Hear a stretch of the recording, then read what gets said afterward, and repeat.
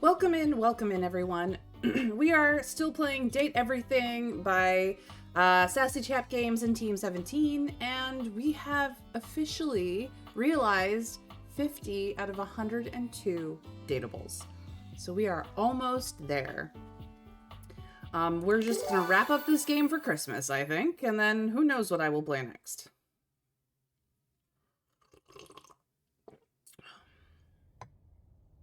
All right. Let us check out what is going down.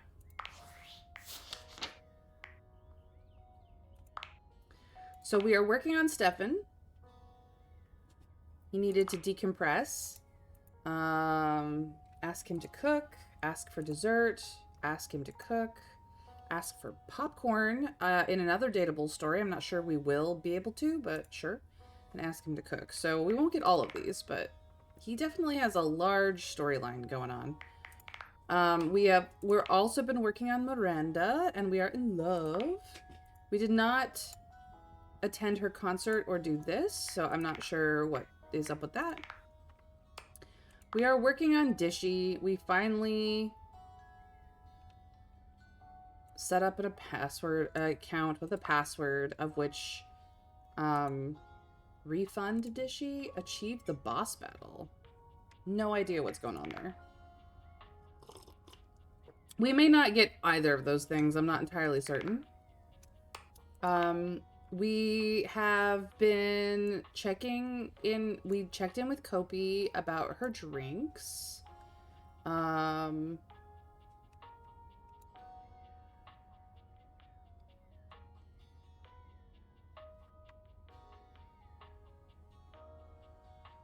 Nothing good? Am I muted? What's going on?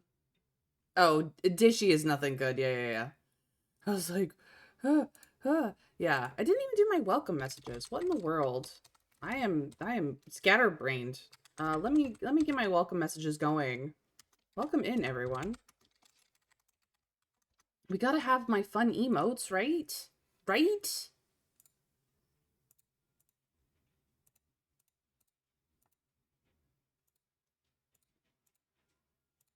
I got all these fun emotes. I have a link where you can get the game for yourself. I even hug people because they're here.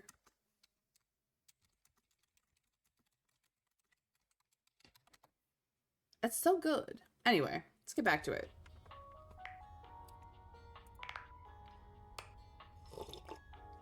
We realized the Hanks, and they became complete adrenaline junkies. But we did all their things, so that was pretty good. We have been working on Titus. She, we met her soldiers, which are sort of soldiers, sort of, her very dramatic theater crew. Hey, Eggnog, welcome in. Thank you for the hug. I appreciate that. Diagnosis, critical lack of coffee. I have coffee. It's right here. I just have not had enough of it, apparently. Battle Titus. We'll see if that happens. But yeah, she looks freaking awesome for a detergent box. And we also have been working on Monique. She asked us not to return until Saturday. It is now, as far as I know, Saturday. Ask for $20. So when we should ask for $20. It is Saturday. Let us go talk to Monique. As you can see, things become more golden and glowy in glasses mode as people get realized. So, the floors are glowing quite literally. It's pretty crazy. All right, Monique, let us talk. Oh, hello. It has been a little while, Eggnog. Thank you for the hydrate. I will drink more of my coffee. I appreciate that. Please sit. I'm working on it, Trav. I'm working on it. I am drinking my coffee, I promise. Okay. I have given some thought to our previous conversation, and I'd like to be transparent about something you asked. Yes, please. You are correct. I am scared. Oh, Monique, don't be scared. Unpreparedness gives me a tremendous amount of stress and anxiety. Just imagining myself wandering into the unknown makes me want to quit everything for the day and lie down. I hope you understand. You poor thing. No wonder Sophia is so protective of you. Yeah, I do. Duly noted. But in order for me to take risks and venture, I need to know if I can trust you. Hey, Crafty Blue, welcome in. Thank you for the lurk. And trust your decisions. I will be conducting an interview now. Okay, Monique. An interview? Let us begin. The stakes of this interview is our relationship status, nothing more. Oh, nothing more. Nothing important. No, not at all. Those are high stakes. We begin. A game you really want releases, but you have already used up your personal spending budget. What do you do?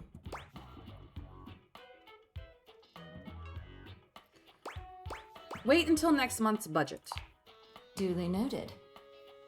Why? Because by then, all of the bug problems that the early adopters have to deal with are something that I don't have to deal with because they found them all, reported them all, they've been smoothed out and patched. Next question. You have some furniture that you no longer need. How do you get rid of it? Put it up a listing for it online, obviously. Duly noted. On to the next question. You happen to win the lottery. How do you manage your new earnings?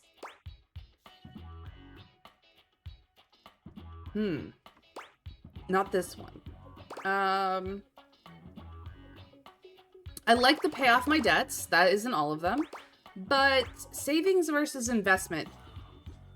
If I won the lottery, and I won enough of the lottery, like more than 50 bucks, if I won like millions, first of all, the first thing I would get is an accountant who handles sudden windfalls. So that I would be prepared for the taxes on the money, because no lottery is tax-free. And also so that I could handle debts and also look into investments and savings, because you want to diversify. You want to put some away for problems down the line. You want to put some away for investing to ensure that you continue to keep a large amount of money as your primary mode of living. And you also want to put some away for charity efforts, not just for the tax breaks, but because we all believe in helping community. So after all of that is sectioned off, whatever is left is what I am living off of. But yeah. The accountant and the lawyer that you need for all of this to make sure that your money stays your money, very important. Like the first two things, if any one of my friends wins a major massive lottery, those are the first two things to look into. And you got to make sure that the lawyer and the accountant that you grab for being on retainer for you are worth the money you put into them, because they're going to be handling your funds and all of your major purchases from that point forward. Very yes, you don't need it the instant it's out. Also, the game may prove a colossal disappointment. This way you'll know better. Exactly, Trav. Invest. Agreed. Getting someone who knows what they're doing is the best move. Absolutely, because otherwise you're going to do something like buy a huge boat that you don't even know how to use. Like, come on. I think I'm gonna say invest the rest. I know that I bet you anything that keep it in my savings is probably what she wants to see, but investments are the way to go. Duly noted. Let us continue. Suddenly, you are laid off from your job. What do you do?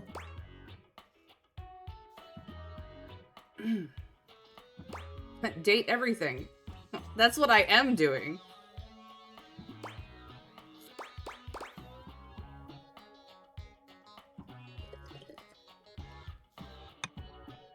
Adjust my budget.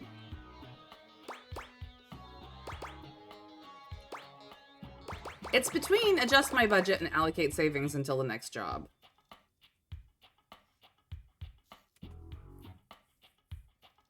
gonna adjust my budget. Duly noted. You should definitely do both, yes. Next question. How much do you tip?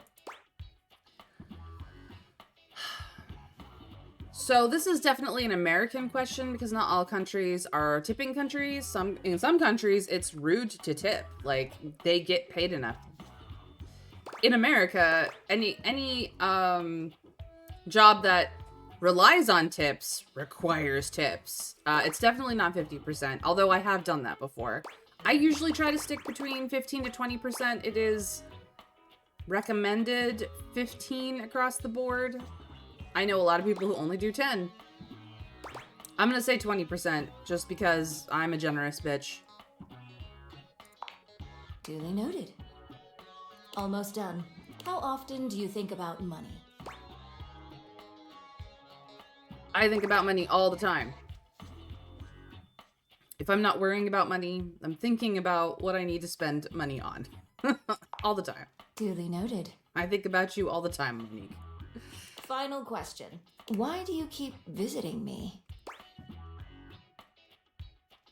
Because I love you. Duly noted. Before we complete this interview, I would like to confirm. Are you satisfied with your answers? Yes, I'm confident. Very well, then. This concludes the interview. Thank you for your participation. I will review your results, which you will be briefed on during your next visit. Goodbye. That was a very professional business way of going about all of that. All right.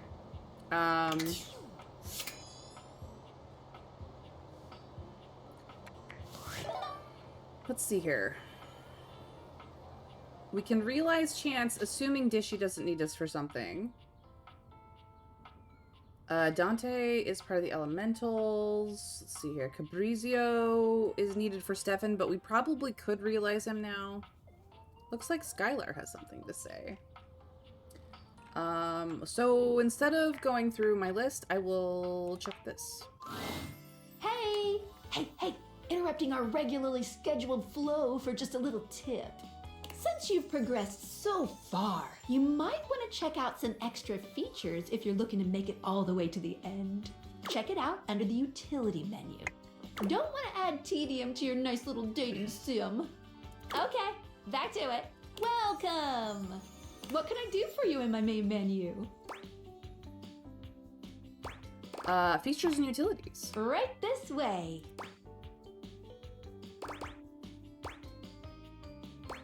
I've been doing this a long time and I need some extra help. You sure have. How can we make this more enjoyable? Can I go to bed anytime I want? I'm having so much trouble finding these last dates. No, I found them all. I'm good here, actually. Moving on up. What can I do for you in my main menu? Let's chat about you. Let's. There's lots I can chat about. Me? Let's talk about our relationship. Relationships? I will, when we're at that point, I will definitely change it, but like we still have enough dateables to talk to that we can do all 5 slots in the day. So, I don't want to accidentally go to bed, if that makes sense. Whoopsies. I will keep it in mind, though, Chap. Thank you. My favorite subject. What do you want to know?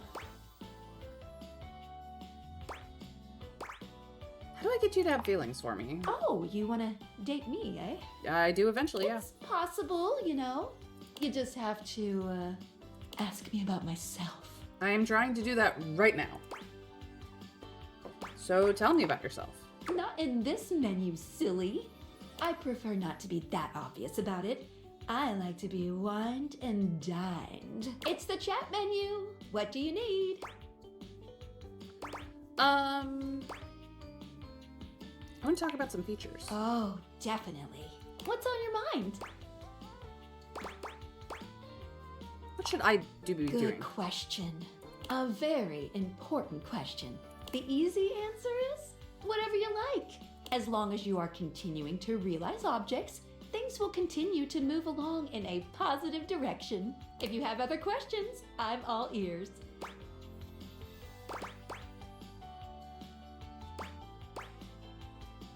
Is there anything wrong with getting endings?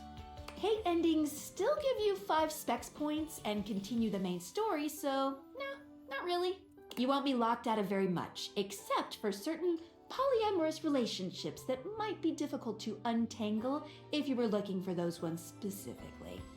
But since you won't be able to realize objects that hate you, you might start to find yourself locked out of certain endings if you keep getting a large amount of hates. Just speak with everyone honestly, from the heart. You don't have to literally get everyone to be your lover, seriously. Even though it makes me happy, there's no pressure at all. If anything, getting something to hate you certainly does mean you spend less time talking with them, which is always good if you genuinely don't like them. Any other questions about what you should be doing? That's an interesting point. Yeah, I should be doing Betty, but she hasn't invited me over to her place yet, so...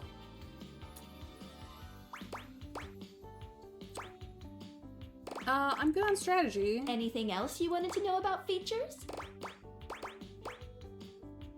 How do collectibles actually work? Collectibles are delectable. Collectibles are the funny little images that appear as Dateables talk to you. What are you curious about? Do I get anything for collecting all of them? Well, of course, there's an achievement. What are you thinking, man? But honestly, I don't care very much if you find them all. They're just there to give a little extra flavor to everything. I'm here to help you forge new relationships.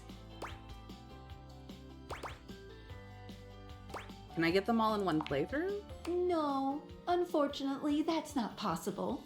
At a minimum, it would take 3 whole playthroughs to find them all. Fortunately, New Game Plus tracks your collectible collecting progress. Any other collectibles questions? I'm good on collectibles. Anything else you wanted to know about features? Nothing here, I'm good. Cool. What can I do for you in my main menu? Let's chat about you. Let's. There's lots I can chat about. Me. Let's talk about our relationship. My favorite subject. What Do you you love wanna me? know? Not yet, but there's still hope for you. Just keep pressing on my buttons. You'll find a way. Let's go back up a menu. It's the chat menu. What do you need? Oh, my favorite subject. Oh, okay. What do you want to know about my lore? That's where we needed to be.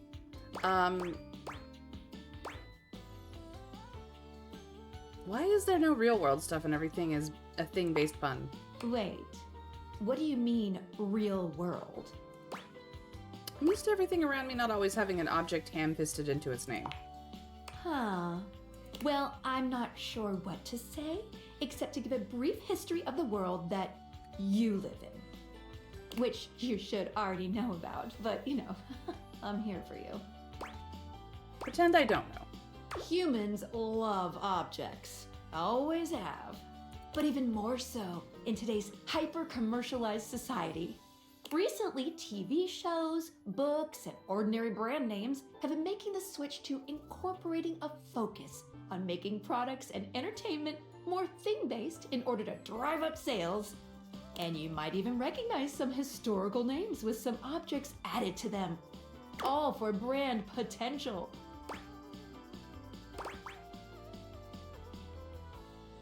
Except Shakespeare.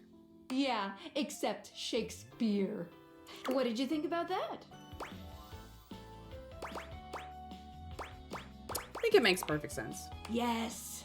Listen, I'm glad you asked me about this. You see, my inner workings are based on some very specific tech that was created by one of Valdivian's founders. I'm gonna show you my insides. You ready? I'm kind of into that. Oh, cool. Skylar points to her own date creators and invites you to look closely.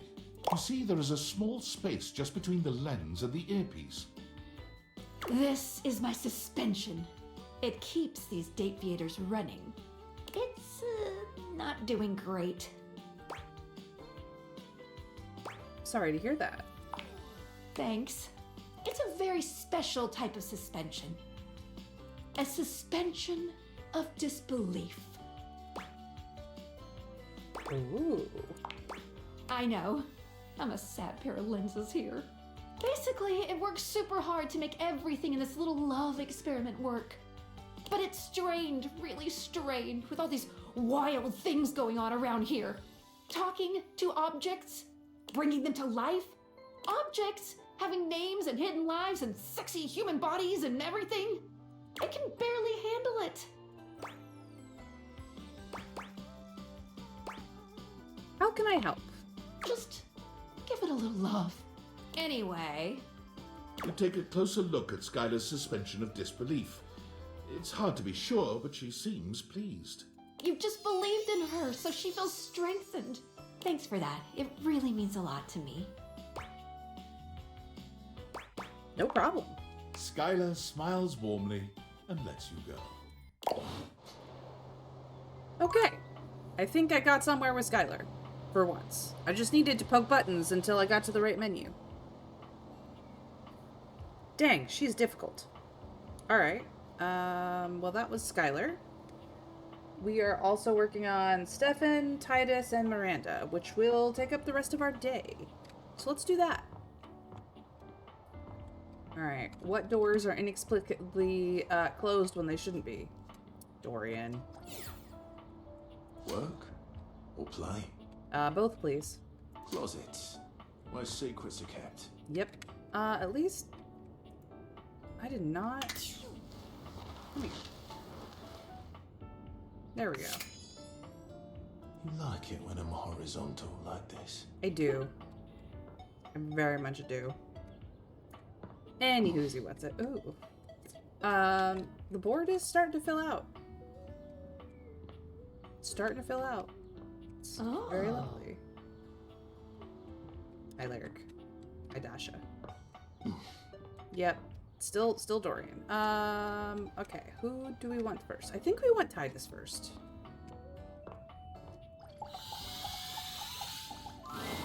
Well, I wagered so. They, being generous of sod and spirit, wagered you would find your courage. And so you have. Your medal mayhaps buys a chance to fight in comradeship once more. We, the Dipogenes and I, are just about to begin our daily training. Should it please you, you will join us. Ooh, fun. I love training. Excellent! We train as we fight, consistently and with vim. She is designed to be the last one, yes. Or the only one. Whichever of the two is preferred. It is an ancient game of chance and fate. As Titus explains, the Dipogenes begin to move together, almost as if they'd choreographed this. No, really? Stone, stone, stone. One makes a choice, and then must honor it with presence and with blood. Parchment, parchment, parchment. The outcome is unknown, but be it victory or defeat, the sacrifice remains. And Cheers, cheers, cheers. Oops, I didn't let her finish. welcome, inductee, to the agoge of Folder Stone Parchment Shears! Parchment Shears! Exclamation mark BPM or BPS in the chat for your own ability to participate. Let's go. This is awesome. I'm in. Of course you are. Hear my soul speak. Your openness has freed me as a ship from its moorings, and now I float, gleeful of abandon, into the open ocean. A newing pleasure, training at the side of equal verve, vigor, and resolve. And a pleasure for me, General. As you try to analyze what Titus may do, The Dipogenes are moving through 3 different poses. They cluster into a group for stone, they form into an opening and closing V for shears, and they all flatten themselves to the ground for parchment. Let the battle begin! Unus, duo, tres, saggito! The Dipogenes move into place just as you're calling out your own play. Well, do I go with Trav's shears or do I pick for myself? We have a 1 in 3 chance of winning, and we have a 1 in 3 chance of tying, and we have a 1 in 3 chance of losing.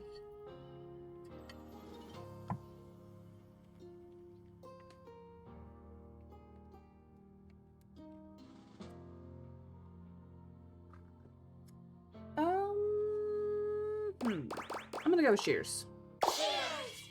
We tied. A stalemate between worthy rivals. Duel again! Unus, duo, tres, saggito! I'm gonna go parchment. I win. A bold cloaked newcomer shows their quality. Again! Unus, duo, tres, saggito! Invoke vampiric proteans and throw bomb. I don't have it. I wish I could. Okay, so they did shears, they did boulder. I think they're gonna do parchment this time, so I'm gonna go shears. No, they went stone again. The stranger stands in a muck-strewn field of battle against the bedraggled horde of Dipogenes. Their breath heaves, and exhalations struggle through the dust and sweat-soaked air. They both know this final onslaught will determine their fate. Fight for freedom. Fight for nobility. Fight for honor. Unus, duo, tres, saggito. Okay, they threw stone twice. They're not gonna throw it again. I won 1 stone. They won the other one. They're gonna change it this time. Yes, I remember the bomb. I've been in LARP. Bomb beats stone and paper, but scissors cuts the fuse. Yep, I recall. And if you were capable of throwing bomb, you had to declare it at the beginning of the combat, so that people knew that you could declare bomb. Thank you for educating my chat. But yeah, okay. I don't think they're gonna throw stone again. I think they might throw parchment. I could throw parchment in case they throw stone again, but if they throw shears, I lose. I could throw shears to see if they throw parchment, thinking that I will throw stone.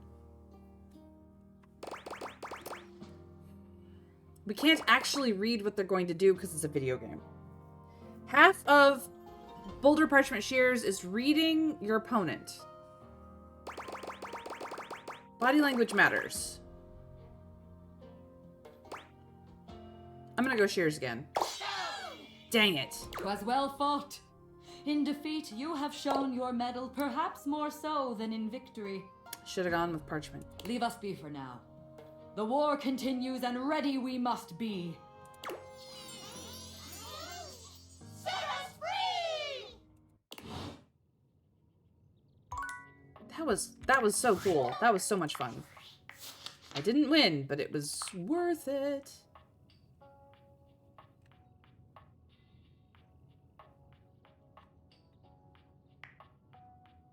Okay, so I did get more from her. Achieve a love ending, break the suspension of disbelief. Okay. I'm not gonna do that the second one. I have all 4 of her things because this is stone shears parchment. Okay, cool. And then with Monique, we will see her tomorrow. Alright, let us go talk to Miranda and then Stefan. For the first time since you've known her, Miranda looks a little nervous. She's still happy to see you, but you can tell by the way she fidgets that there's something on her mind. Welcome in, Mr. Scrake. Thank you for the lurk. I hope you are well. Hey, so, okay. This is like a really exciting moment for me, and also I'm a little nervous. I'm glad to hear that you are well. Do you remember when you helped me out so much and we wrote those lyrics together? Of course I do. We worked hard on those. So I finished the song. Okay, not finished completely, but I really think there's something there and I want to share it with you. You want to hear? Yes. Miranda lifts one hand high in the air, calling out to her bandmates. Ooh, we get to finally see the bandmates. Oh, I'm excited, Mr. Scrake. Give me all the BG3 funnies. Amigas, let's make some enchantment.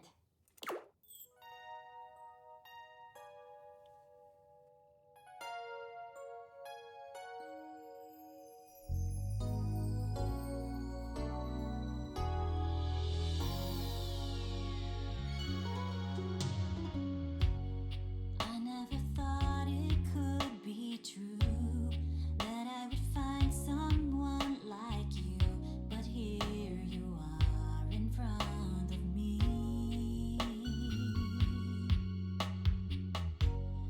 Every time I see your face, I wanna run to your embrace. Your love is where I wanna be. Oh, she's good.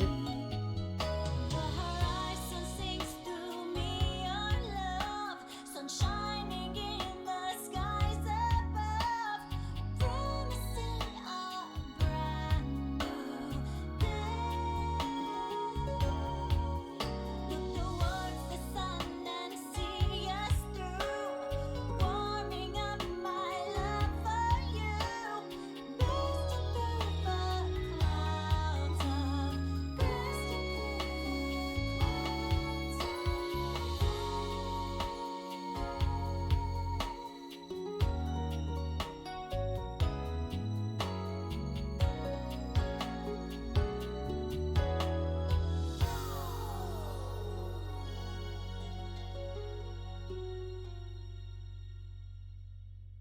This is the second game that we've played in a row, I might add, where you get to pick song lyrics and they sing that song. Now, granted, Date Everything has maybe 4 versions of the same song because you get 2 options or 2 options twice. So depending on how you mix and match those lyrics is what she will sing.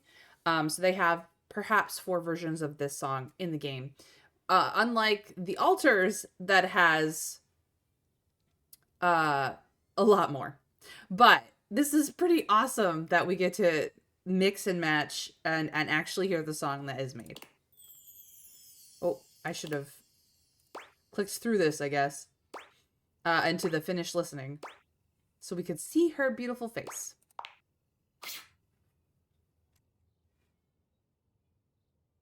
Miranda is lost in the emotion of the song for a few moments after she finishes. When she finally looks at you, there's a clear vulnerability in her eyes, no matter how hard she tries not to show it. So, opinions? Feedback? Are you struck wordless by the majesty that has just unfolded in front of your eyes? Because if you are, I would totally get that.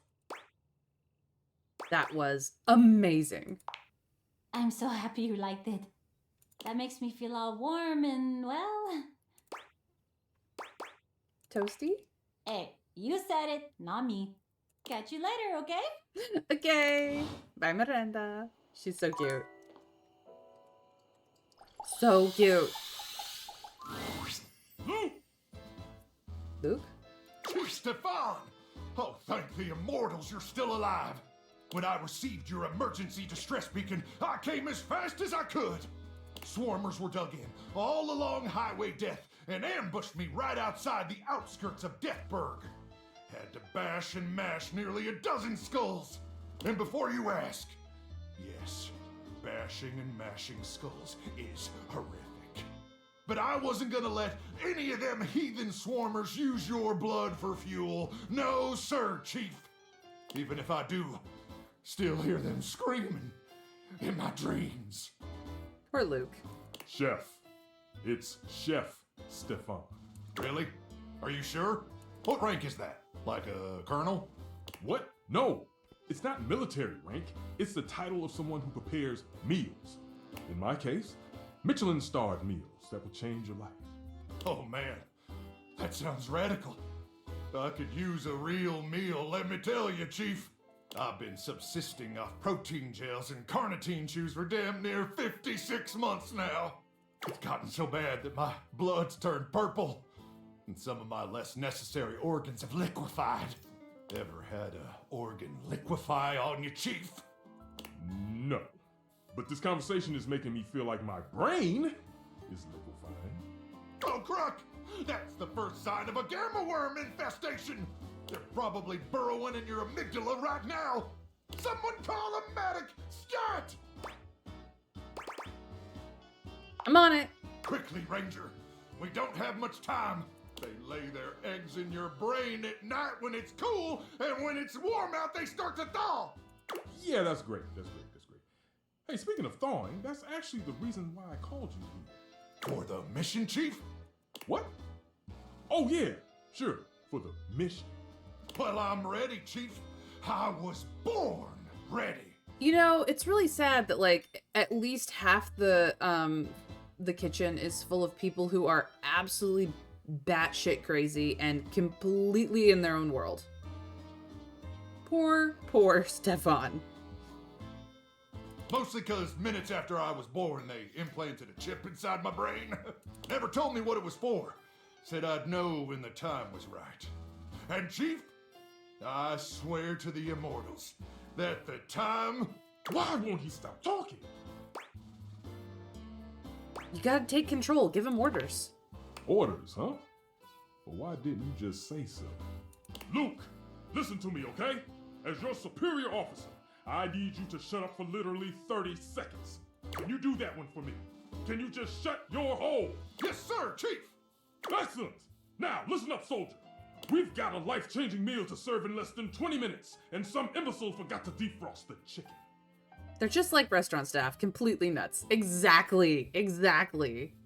And unless we can thaw that bird in record time, Operation Poulet à la Normandie is facing imminent mission failure. And I don't need to tell you what the dire consequences of mission failure would mean for us all. So, soldier, can I count on you? Sir, yes, sir. Then throw open the chassis, soldier. We've got a bird to nuke. Have fun, I guess. That's it, soldier. Nuke that bird straight to hell. Now, where did I put that apple brain? That was fun. See, when he plays along, everyone walks away happy. Just saying. Oh my gosh, so good. So good.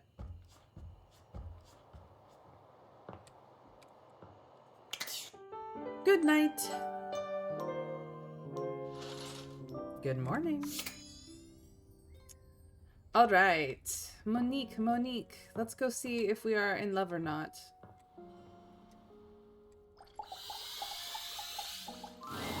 Welcome back. I reviewed your answers and taken them into careful consideration. I believe you to be well-meaning. You are smart. You really took my questions into thought. But you also stayed true to yourself and how you live your life. Some of your answers were a bit erratic for me, but I respect your choices. I would really like to join you and walk around the house, just not anytime soon. I hope you understand. I get it. But please, visit me again. I will be more than happy to go over any financial troubles with you, or even hear stories about life from outside the safe. Thanks for spending time with me. I got friend zoned. I had a feeling that I can't buy friends, but friends can be money. I had a feeling that if I didn't talk about savings, she would friend zone me, but that's okay. That gives me a 96 smarts, which may or may not open up anything for... Yeah, I don't think it does.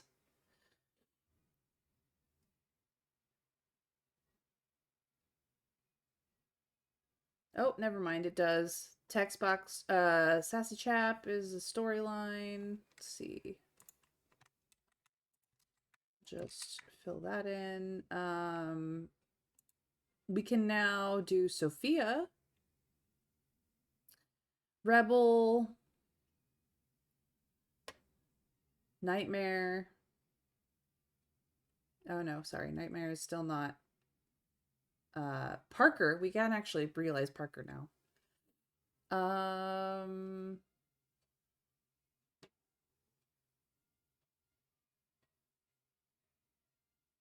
Mateo and Mac are done. Sorry. Yeah, there's a few we can realize now.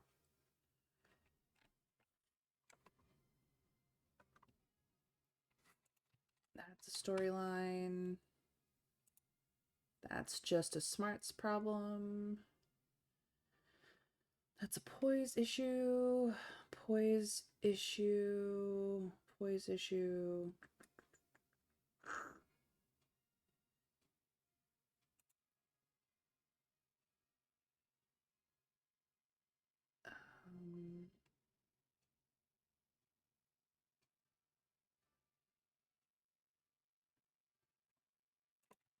Storyline.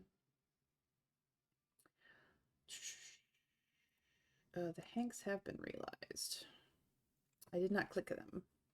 They are realized. We do need to go through keys. Kristoff is a poise issue. Lyric is a smarts issue still. Maggie is a smarts issue. Mikey is a hundreds issue. Nightmare is a poise issue.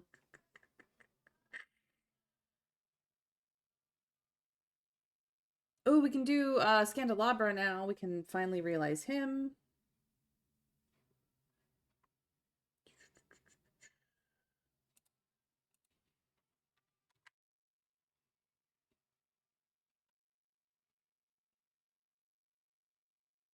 Okay. We're close, you guys. We're close. We're so close. Okay. So that being the case, I think I still want to work on people and then realize tomorrow, I think. Yeah.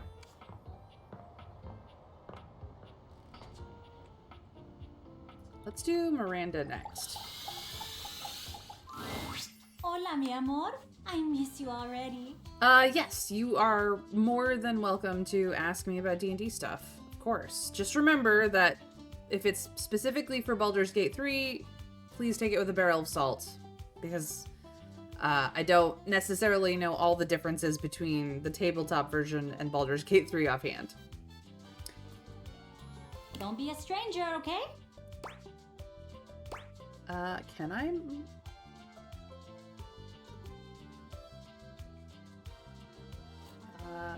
Miranda? Yeah, I can realize her. She's realizable. Alright. I won't, because I'm here to realize you. Shut up. Of course, Mr. Scrake. Really? I'm so excited. Oh my god. I don't even know what to do with my cord. Like, now? Yeah. Like, right now? Yep, I've got everything ready. Set this toaster to realize. Yes. So, all magic runs off of base 8 rather than base 10. So, which includes the saves. Yeah. So, for what they did, like, it's very interesting that they did base 8 for all magic saves and things like that. So yeah, it is base 8 plus proficiency plus charisma mod for its wisdom save. And that goes for every save, for every spell. It is base 8 plus your proficiency plus whatever your magic modifier stat is. So in the case of bards, sorcerers, paladins,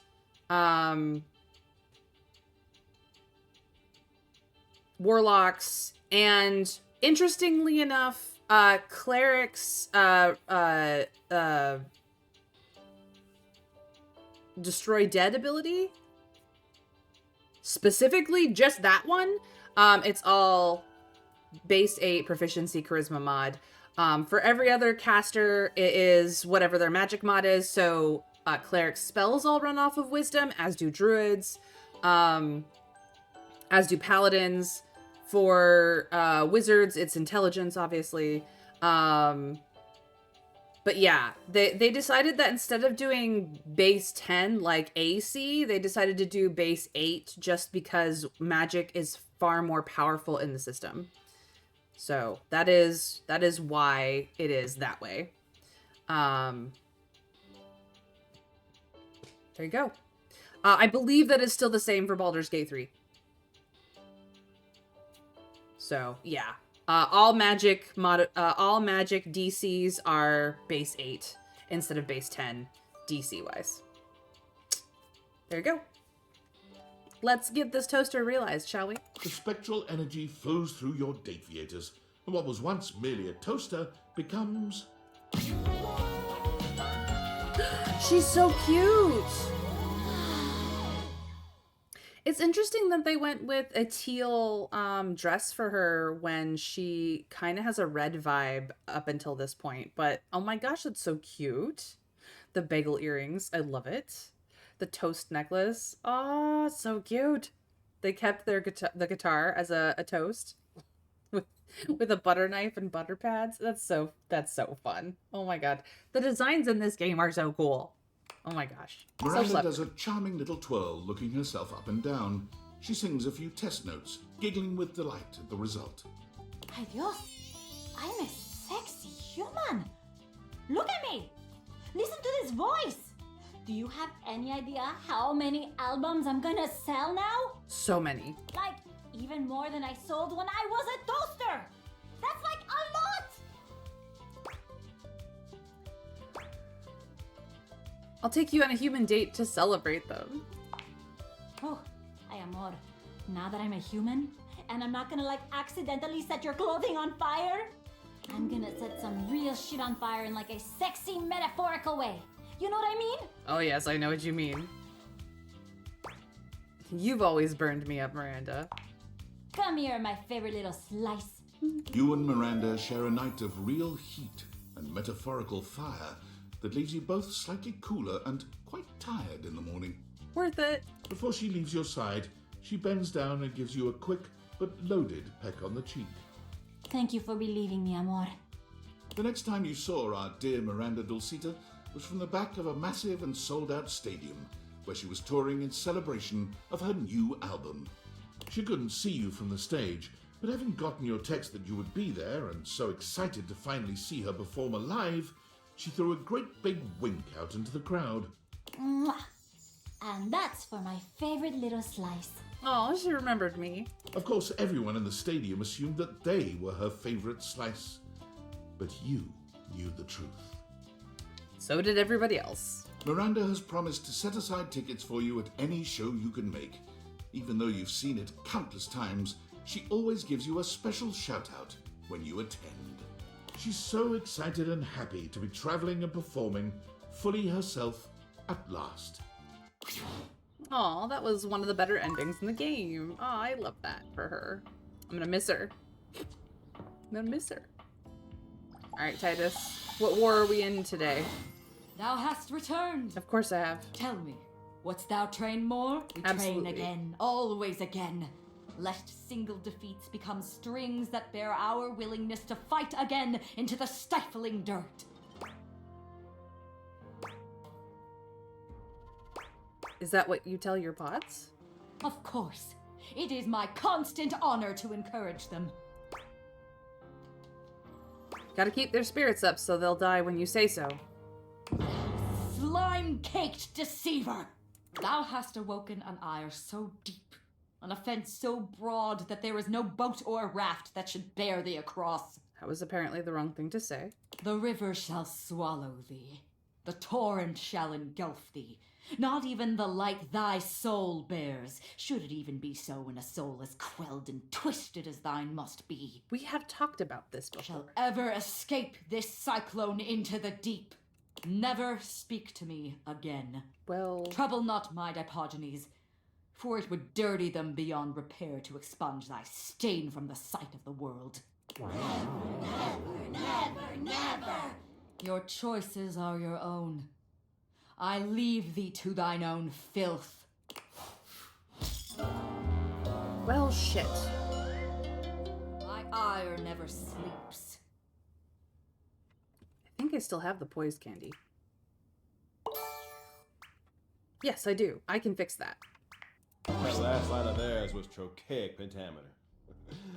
That poetic meter means the listener can hear that all hope was lost. Who gives a shit? I give a shit. I can fix that. I have a poise candy. I will fix it tomorrow. We will be friends. God damn it. I just wanted to do I just wanted to do boulder, paper, shooters with her again. Fine. Fine. Who else was I working on? Stefan. Please. You are persistent, aren't you? That's a rather attractive quality. Okay, I'll bite. I have no orders up. What can I interest you in? Make a killer soda bread. I just wanted to get to know you more. Stefan raises a suspicious brow at you. You aren't turning my knobs, are you? Every day I'm here making orders for these lazy bones around here. Rarely does one stop to ask, how am I doing? Besides you, Mr. Klaus. Might be because you yell at everyone. It isn't my job to be quiet. It's my job to make good food. It's not my fault the others don't listen. You haven't cooked in ages. I've had to pick up all the slack. Maybe I've been busy. Okay. I guess life can be pretty demanding. I'm sorry for boiling over like that. Cooking is transcendent. Imagine, if you will, a meal cooked by someone you care about. There's a small little something for you to snack on. The smells of the main course wafting through the kitchen. Your mouth salivating in anticipation. This moment, this food foreplay is magical. It is actually very magical. If I could be arsed to do it. Fine. The plate is in front of you. You take your first bite and your mind races. You take in the flavors, the spices, everything. You're feeding every part of you, even just for a short period of time. And then, it's gone. The plate is finished. The bowl is empty, and the only thing left is your appreciation of the meal. But even that is now a nostalgic memory at best. At least until you have that meal again. Wow, a stovetop soliloquy. The very best kind. Tell me, does your nose not wish to be carried away by the delicious smell of food? Does my food not delight? Yes. Then why don't we cook something together at long last?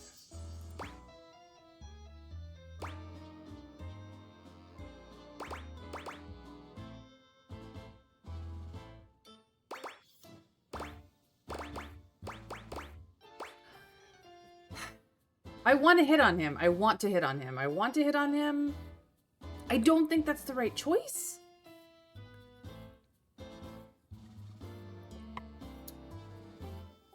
Chat, what should I do? To hit on the sexy cook man or not to hit on the sexy cook man?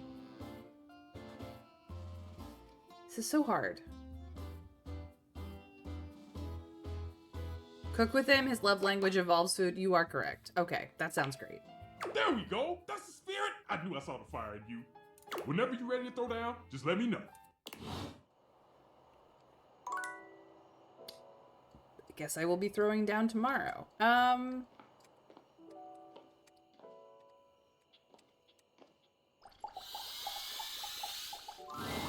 Greetings, lover. Hi, Dishy. Spin cycle or a quick wash and rinse?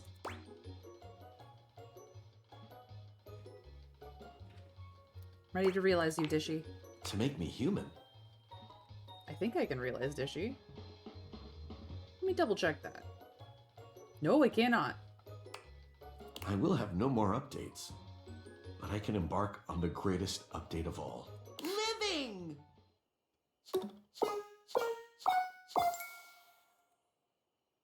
No, not just yet. Then I will stay here until the time is ripe. And now he's stuck in that conversation topic until further notice, which is fine because that makes him a little bit less creepy. Just a little bit. Not by enough.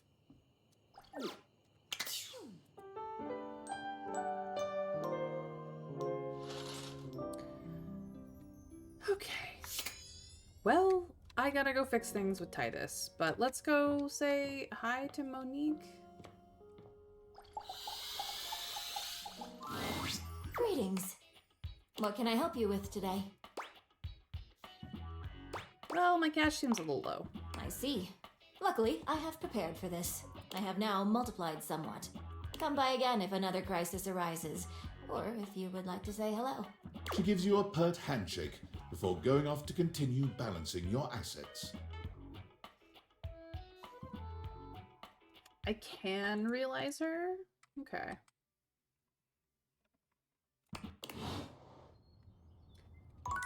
Tomorrow.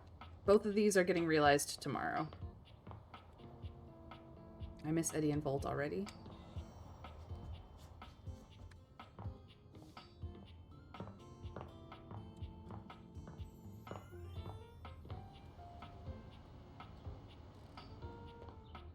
Alright, Titus.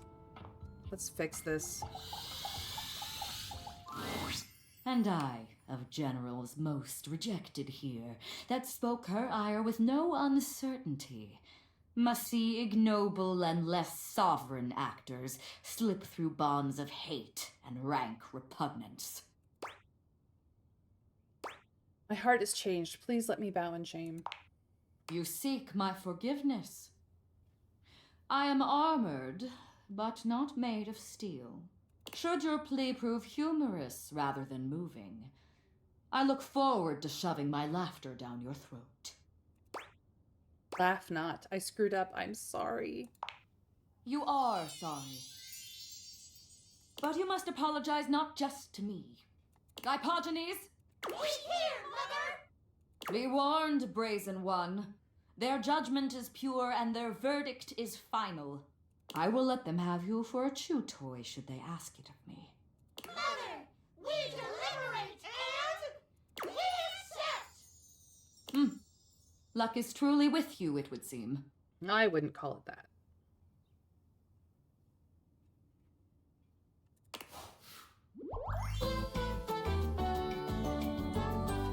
Thou hast earned my esteem.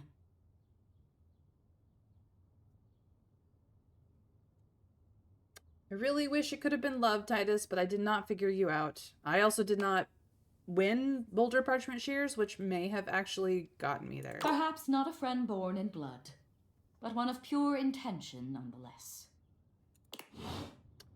Well, I think she's realizable, except for maybe not having the stats. Let's find out. Yeah. I need more poise. Let's see here.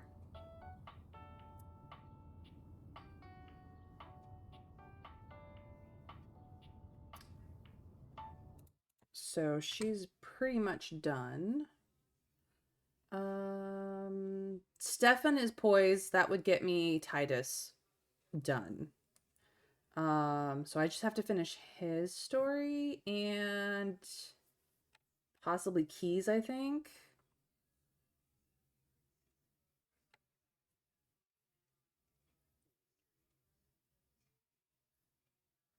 No, Keys is smarts. Who the heck is poised that I have not done yet?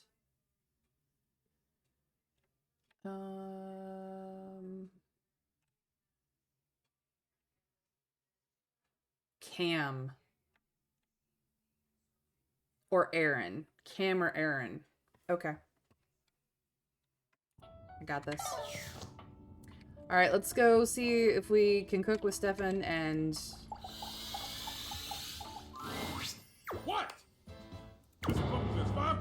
souffles all day. 5! Well, then you tell them I'm working on it. Oh, it's you. Yeah. You got something you want to order? I wanted to catch up with you. I would love nothing more. Because here with you, the sun dims, the stars pale, the moon herself bows to the glow of your brow. Aw. Here with you, is there music? I hear only the beat of my heart as it seeks the rhythm of your own through liquid dawn. Come on now. Yes, quite. Ha ha! Thought I'd try one of Fabrizio's lines. I kind of like it. I'll have to ask him to give me some more bon mots. Well, anyway, what's up? I wonder, why do you take food so seriously? Aside from the fact that I'm a stove? Sure. Mr. Cluckles? Taking 5. Oh, because it's a backstory. My mother. An old chimenea. Bless her heart. Always told me that true love blossoms in the kitchen. And his mother is absolutely correct. When was the last time that you fell in love with someone and didn't include food in the process of that falling in love with? Like, come on. The reason I work so hard is to honor that saying. To me, food is the delicate act of uniting those from all walks of life. It's a brief moment where you can escape from the busyness of modern life and just enjoy. Breathe. It's a reminder that hard work often rewards us with fulfillment. That's kind of romantic. I'm glad you think so. Whew. Would you like to hear a secret? Sure. I really hate raw food. That makes sense, I suppose. It tends not to be fragrant, and it usually only simple prep work. All the satisfaction of managing heat, wafting in the aroma of roasting ingredients, waiting for everything to be done exactly right and at exactly the right time. It's all gone. It's replaced with the cold precision that is best left for hospitals. I can see that. You can? You can! Please, get the word out. Ras blah! Ras blah. Yes! All right, Mr. Cluckles, I'm coming. Thanks for hearing me out. Come on over sometime and I'll make you something special. All right. We have gotten to the point where I'm gonna have to figure out what to do with Cam because I need more poise. You came back. I did come back. Pigs do fly, I guess. Apparently. Wolfang! Hi! It's been a while. I hope you are well. Does cheese count as raw? And what's wrong with an apple? Look, if you turn that apple into an apple pie or an apple fritter that you can make in his oven, he would be perfectly happy with the apple.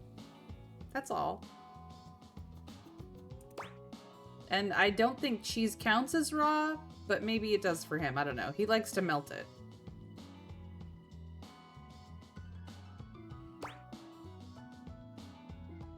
How could I stay away, hoping for another vitriolic outburst? Careful what you wish for. I wasn't trying to piss you off, you know. I can only imagine how effective you would have been if you meant to do it. You're okay? Eager for Christmas? How about you? It's been a while. Yeah, sorry. Don't apologize, Wolfang. Life happens. Sometimes you can't be here. That's fine. Don't you worry about it. I hope that everything has been going all right in your world, that you're healthy and happy and getting things done in your life and being, you know, the awesome person that I know you to be. And I'm glad that you're looking forward to Christmas. I hope that you get all the things that your heart desires for Christmas, or at least one of them.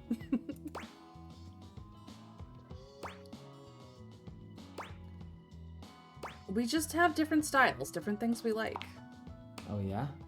And what do you like? Lots of stuff. Food, music, sleeping. Sounds generic.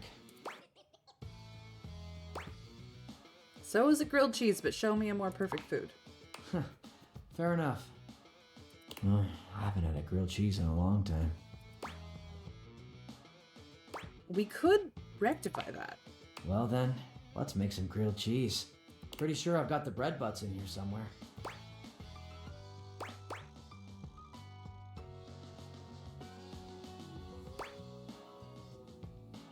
Gotta love a good butt. And a good apology also?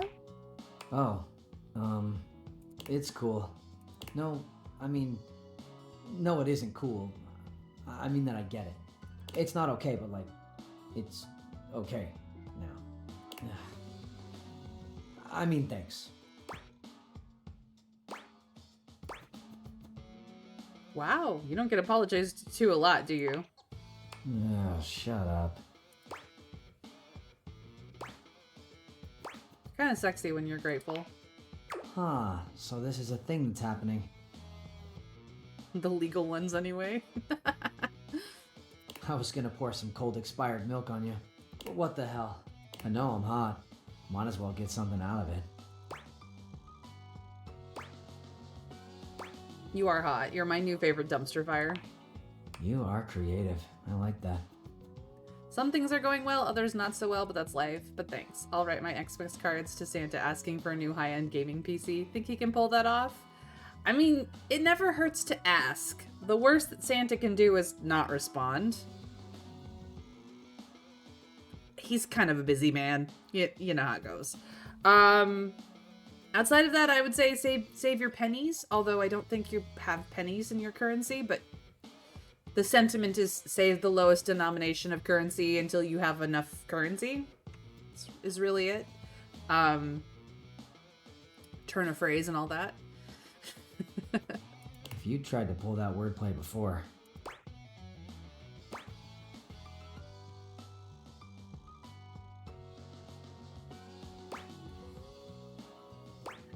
You didn't trust me before. How could you know I wasn't making fun? Exactly. But I guess you are making fun now, aren't you? Ah, yeah, gotcha, thanks. Creating fun. Wow. Let's hang out. I found marshmallow fluff. He's actually very easy to fall in love with. Okay. He was so ridiculously sensitive. But that maxes out my poise. So that fixes a lot of my issues. Now I just have to finish off smarts, which I have a lot more people to do smarts stuff for. So, I can now realize Cam as well the next time around. Cool. Achieve 100 poise.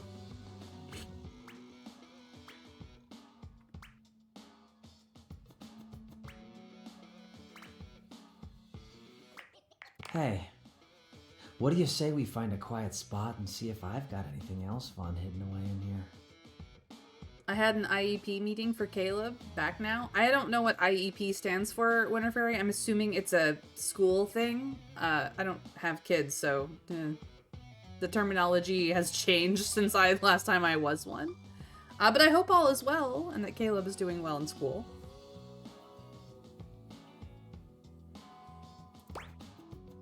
Wham bam, thank you, Cam. A special needs meeting. Ah, okay. I didn't have those because I was a smart kid, but yes. I vaguely recall at least one of my siblings having special needs meetings. Improvised explosive pumpkin? Ah, I gotcha. I know, Trav is so funny. Found this. Cam pulls out a positively ancient cucumber, a devilish glint in his brown eyes. How old is that? He places the wrinkled cucumber to your lips, quieting you. No. Okay, that was very dirty. What up, lover? Just gonna close that now. That was terrifying. Okay, well then,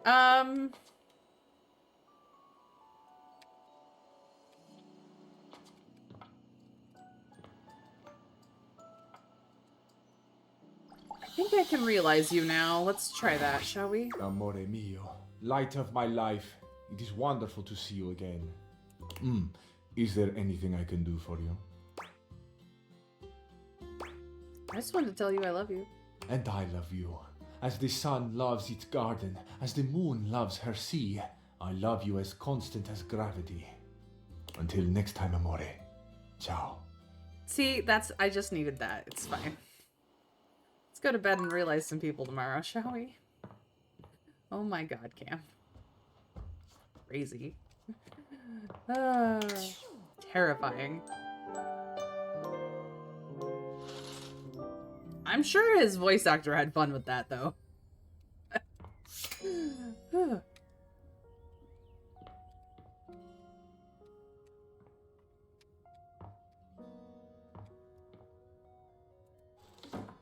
Check this out. Right this way, love. Ooh.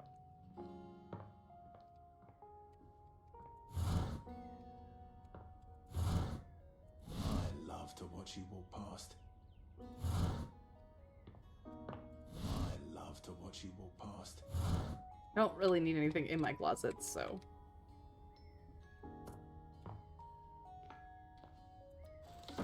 Onward and forward.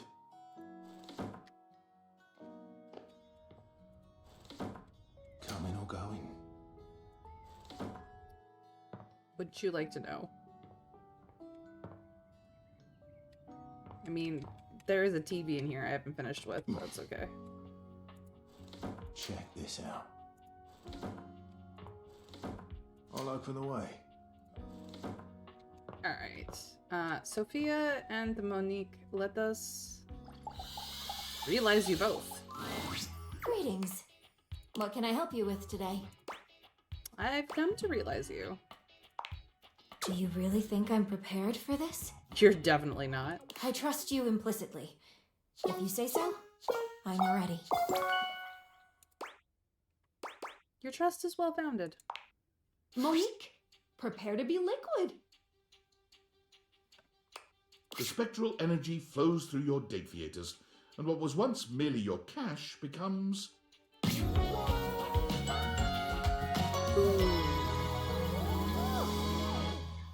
That outfit is perfect.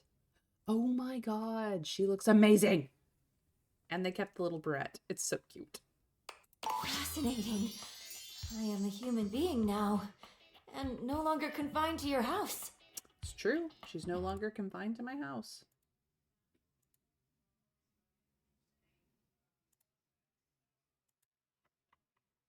Possibilities are endless. Well, until you run out of money. But there is only one logical conclusion. What's that? I must circulate throughout the world. Money needs not stagnate. It desires to cycle, to circulate, bring trade to all who need it. Keeping your budget and accounts in line was to both satisfy my desire to have order and protect you. But now that I can leave, what if I helped everyone else out there in your similar financial situation? You are a lifesaver. I have the perfect plan. The current standard of American wealth is faulty, prone to inflation, and doesn't accurately reflect the value of goods. There needs to be one true standard. The one that holds steady no matter what supply and demand might be. Gold. Pizza. Pizza. A slice of pizza must always be $1. Nothing more, nothing less. I will create the most saliently run pizza shop in this country, tracking prices, loans, and day-to-day expenditures while perfectly proportioning sauce. And teaching the American people about fractions whenever they get a slice. It would make for a full meal at an affordable price. Behind the scenes, there will be many receipts to organize and input into spreadsheets, ingredient unit pricing, monthly revenue, overall facility usage costs. This is so very exciting. Monique walks to the front door, brimming with excitement at the endless possibilities. But then she stops, waiting for something. For someone. Are you going to be okay? Will you promise to see me? Of course. I owe you everything. It is now time for me to start my new journey. I didn't expect pizza shop owner or pizza chain owner, but like, I'm down. That sounds amazing for her. Monique gives you a warm hug before leaving. After some time, her new pizza shop opened, keeping true to her original promise of satisfying and affordable food. Her humble eatery began to grow after becoming a popular spot for delinquent gangs ditching school. You worried about Monique being in trouble, but word spread of how she set the delinquents straight and put them to work for her. And more importantly, single-handedly saved the economy. For Monique, the American dream is still alive in every slice of $1 pizza. Pizza, pizza.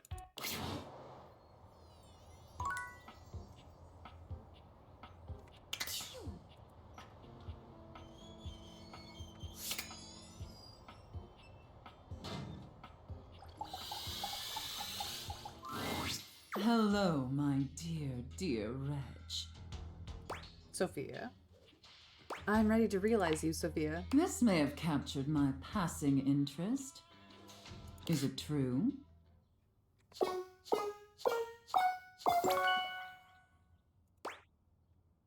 Allow me to submit. Sophia, let's get you some more clientele. The spectral energy flows through your Dateables, and what was once merely a safe becomes... Wow. Wow. Huh. Is that all? Sophia isn't very impressed with your seemingly supernatural abilities, as if that reaction is particularly surprising. But even she is thrilled with the new vitality this change injects into your relationship. It was becoming quite vanilla, by Sophia's standards. Oh my. Her words, not mine. Well, I suppose the most interesting aspect of this transition is that I now possess an even greater ability to control every aspect of your pathetic little life. After all, it was much easier to ignore your mistress's demands when I was a safe. Yeah, it does. Being immobile and 500 pounds of steel made inflicting punishment for disobedience more cumbersome. But now I can administer consequences to my heart's desire. And I'll be frank, little wretch, that does make your mistress quite excited. Oof, I'd better watch myself then. No. What if I don't obey? No. That one. But unfortunately, kinks alone don't pay for the myriad of subscriptions modern society necessitates. Sophia found it time to procure gainful employment. Yes, mommy, indeed. Delightful news, my little wretch. I got a job with a 401k and comprehensive dental benefits and an HSA and everything. As a dominatrix, Sophia was in demand, commanding a large legion of subs all across the world. What? A dominatrix? Why would you ever think that? No, I got a job as an armored truck driver for Armandillo Armored Truck Services. Dominatrix? Dominatrixes don't get comprehensive dental benefits. Exactly. Especially not for periodontics. That's just silly. Apologies. With her extensive background in home security, Sophia soon became the most successful and trusted armored truck driver on Armandillo's payroll. And believe me, she is very good at it. However, Sophia was still a sadist, and Armand did have a tendency to inappropriately exploit his employees. So when the opportunity to steal Armand's armored truck and its contents presented itself, Sophia couldn't resist concocting a zany and elaborate heist. You know, I feel like Keith and her would have gotten along if Keith hadn't been such a sociopath. It featured countless hilarious situations and tension-filled twists, the specifics of which local law enforcement unfortunately declined to share with us. Those bastards.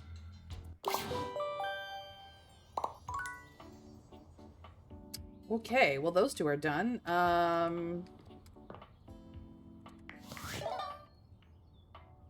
Parker. I can realize Parker.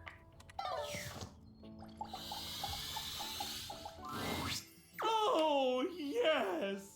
Time for love. I'm ready to realize you, Parker. Holy frijoles! I get to be a real boy? Well, a real man, maybe. Ah, phooey. Just kidding. I love men. Do you have the right stats? I do. Yep, I don't even need to roll for it. Parker, now it's your turn. The spectral energy flows through your date theaters, and what was once merely board games becomes... Not yet.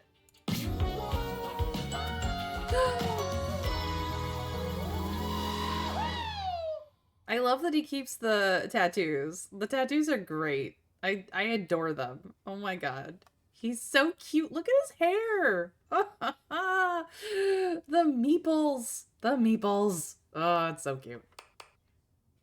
Parker spreads his arms wide, flexing his hands into fists and then pinching his fingers.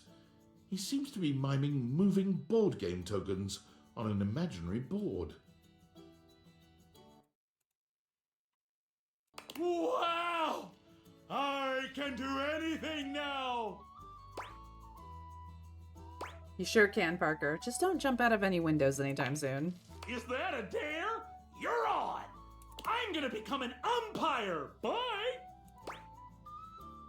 Whoa, whoa. Isn't that a little sudden? Can't we share an intimate moment together? Parker's expression shifts to one of unbridled lust.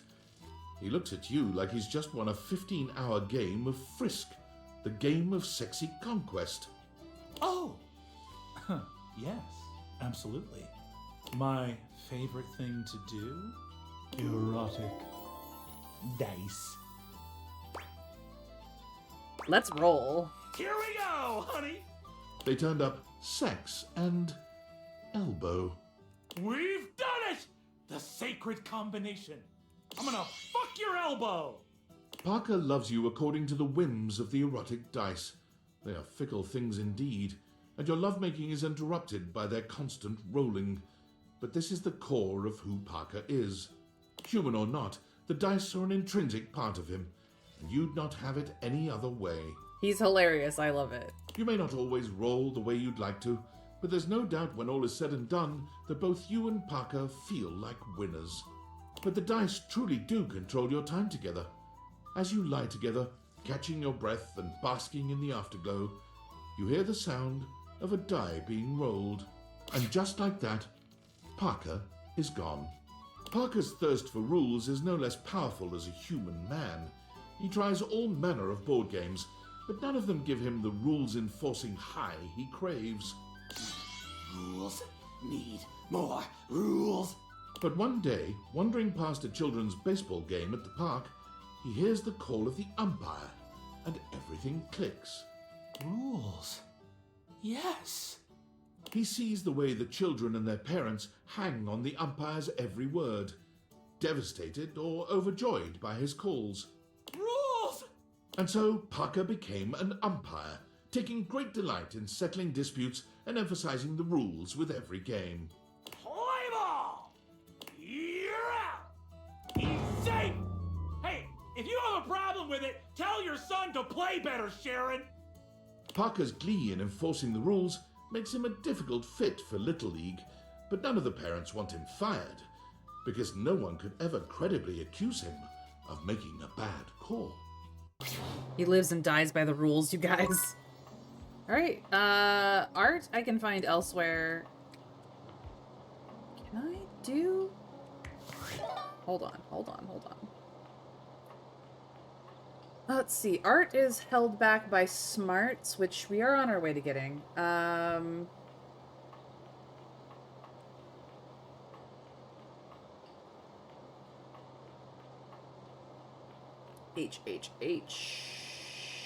Henry is stuck by... I'm sorry. Hector and Henry are both stuck by keys. Okay. Yeah, I just need smarts, and then I can realize everybody. So, Winifred is storyline. Let's see here. The Sassy Chap, Textbox Chan storyline. Telly, also, I haven't finished his story. Stefan, I'm working on. Skylar is last. Let's go get Scandelabra. Assuming he isn't needed for anybody. I think that's fine.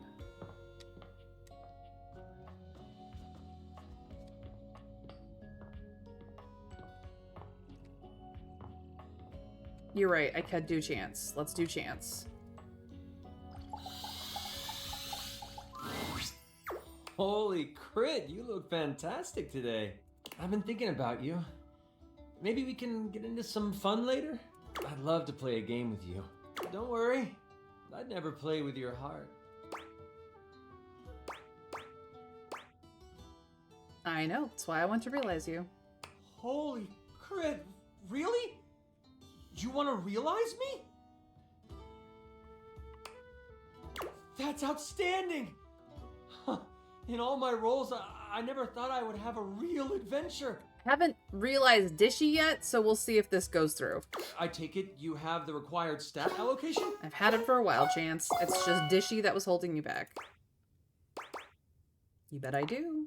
Chance, let's start your next campaign. The spectral energy flows through your Dateables, and what was once merely a 20-sided die becomes... Yes! Oh, he looks freaking cool. Look at that. Holy crit! Will you look at that? I have taken on a new form. I wonder what my new movement speed is. What do I have to roll to get you to roll one more than dice with me? You automatically succeed that check. Absolutely, they did. What would Matthew Mercer be without his iconic bracelets? Honestly. You have yourself a very willing creature here. Is this his final form? Depends. Wait, I want to roll a couple things. A 9 and a 6. I think we can make those numbers work. Ooh, 69 time. And you do. As you would imagine, Chance is ready to go with any roleplay you might fancy. And the voices. Oh, the voices. Exactly, narrator. Exactly. Damn, Marisha Ray is so lucky. Chance vowed to keep the love of G&G alive, and he went out LFG. Looking for group. Upon entering human society, he noticed something peculiar. There were children who did not know the joy of creating worlds and working out the complexities of life through play. Scandalous. Horrifying. There were adults who were stuck in their own misfortunes, but didn't have the tools of imagination to work through them. The worst.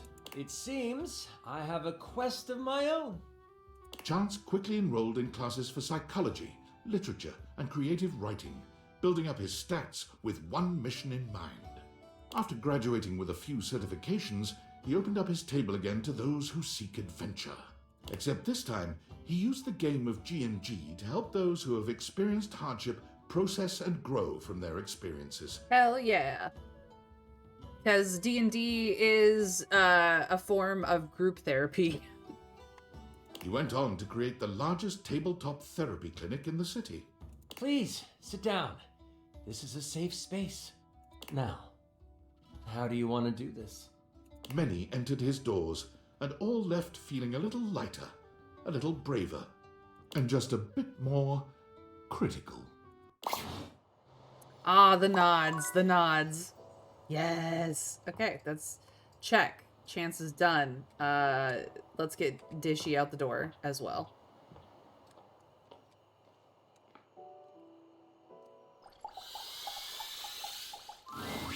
You return, not bearing dirty dishes, but bearing the possibility of living? Is it true? No. Can we do this together? Not just yet. Well, I will wait then. I'm so sorry, Dishy. I forgot. I didn't have the smarts yet. Well, that was a wash. I'm done. I'm dumb. It's fine. I was not paying attention. Should have gone for somebody else. It's okay. There's always tomorrow. But I do have workspace messages. Let's do Val Hello, first. human. Thank you for helping me last time. My conversations with humans have increased frivolity by over 8%.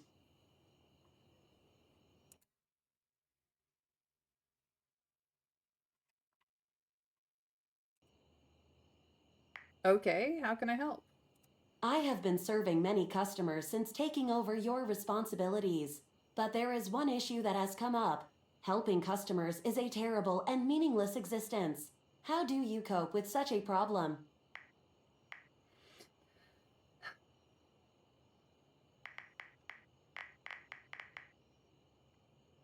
Honestly, I never learned to cope is the real answer, and that's why I'm now a Twitch streamer.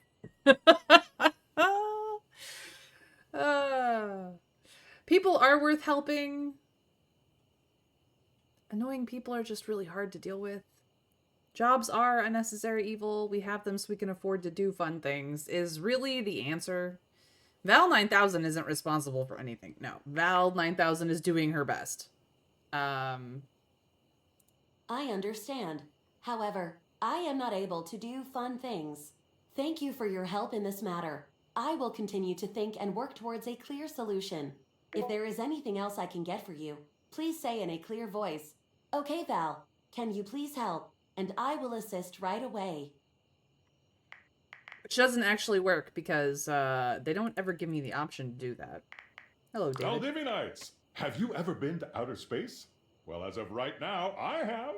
Which means I, CEO David Most, have the distinction of being the first corporate CEO to send a team email from beyond our planet's exosphere. Super exciting stuff. But do you know what's even more exciting? The Pentagon has just sent over the final results of our initial employee audit. You'll be happy to know that most of you passed with flying colors. And while, unfortunately, we have yet to determine who stole the lost glasses, the audit did pinpoint a number of employees the government would like to speak with.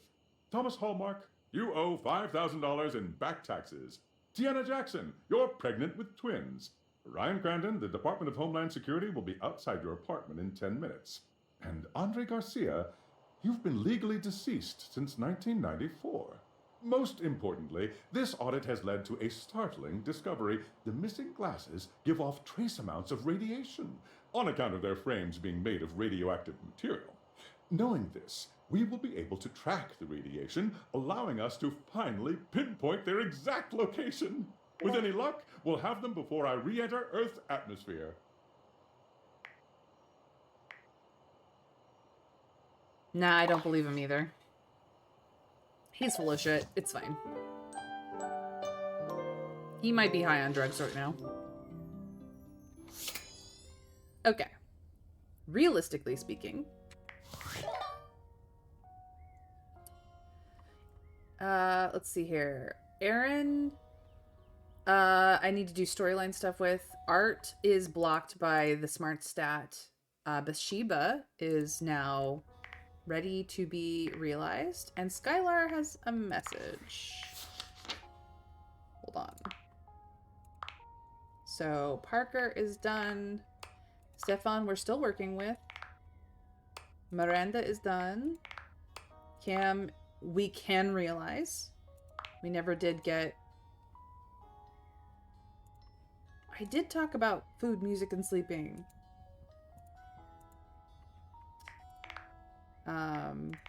It's fine. Chance is done. Titus is friended now.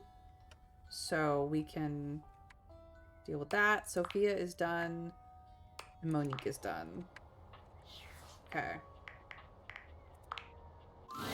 What's up? Welcome! What can I do for you in my main menu? Let's chat about you. Oh, let's. There's lots I can chat about. Me? Want to talk about some features? Oh, definitely. What's on your mind? How does specs work? Oh, sure, specs. Specs stands for smarts, poise, empathy, charm, and sass. These 5 qualities are measured on your personality using the specs menu. There's also a glossary button in the top right corner if you want more explanation on what each means. Anything else you'd like to know? How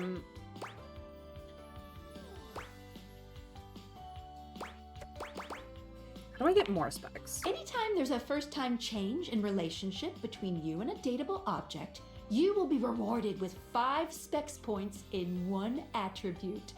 Think of it as you growing in experience dating a vast array of personalities, each with something to give you. But don't think you can just keep switching between relationship statuses on the same object over and over again to get a lot of points. Only the first time there's a change from neutral will there be any specs awarded. Which is fine. Any other specs questions? Are specs choices in dialogue always good? They are. Or at the very least, you get something fun out of it. But don't worry, if you can't reach a certain specs dialogue choice, the worst thing that you could miss out on is a collectible. No love, friend, or hate endings are gated behind a specs check. Any other specs questions? How do I know which dateable gives which spec points? Great question! Each dateable object gives out one specs attribute when a relationship has been attained. I call this alignment. You can check a dateable's alignment by looking at the specs badge in their Datadex page. The badge corresponds to which stat is given. If you're looking to grow to a certain specs build, this will really help guide you towards who you should prioritize. You know, for realization recipes. Any other specs questions? I'm good. Anything else you wanted to know about features? We asked about these last time. Cool. What can I do for you in my main menu? Let's chat about you. Let's. There's lots I can chat about. Me?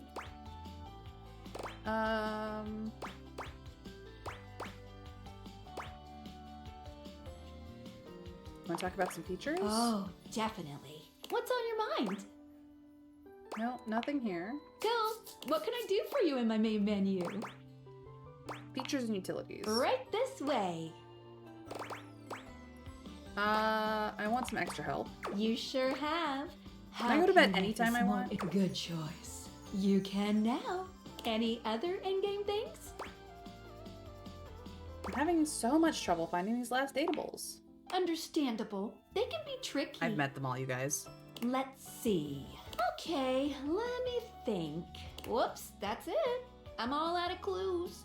Maybe. Go look online if you still need help. I don't. Bye! Okay. Did I get whatever she was trying to tell me? I don't even know.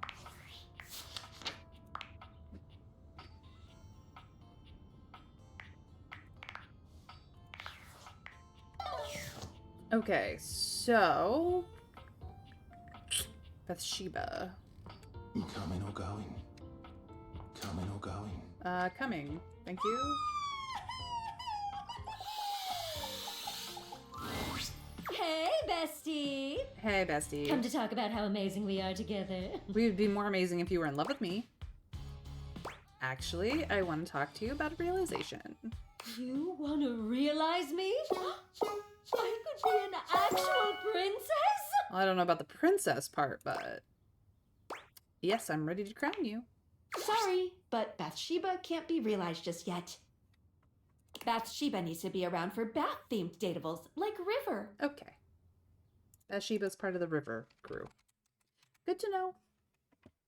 Throw in Winifred too, because she's got the hots for Bathsheba. Oh. Does that make sense? Let's do it. Happy dating! Okay. River Winnie. Okay, well, we'll leave the bathroom door open then. I can now realize Benoit, assuming Benoit does not need to be needed for anything. Hello, lover. Ooh, you've got that devious little gleam in your eye.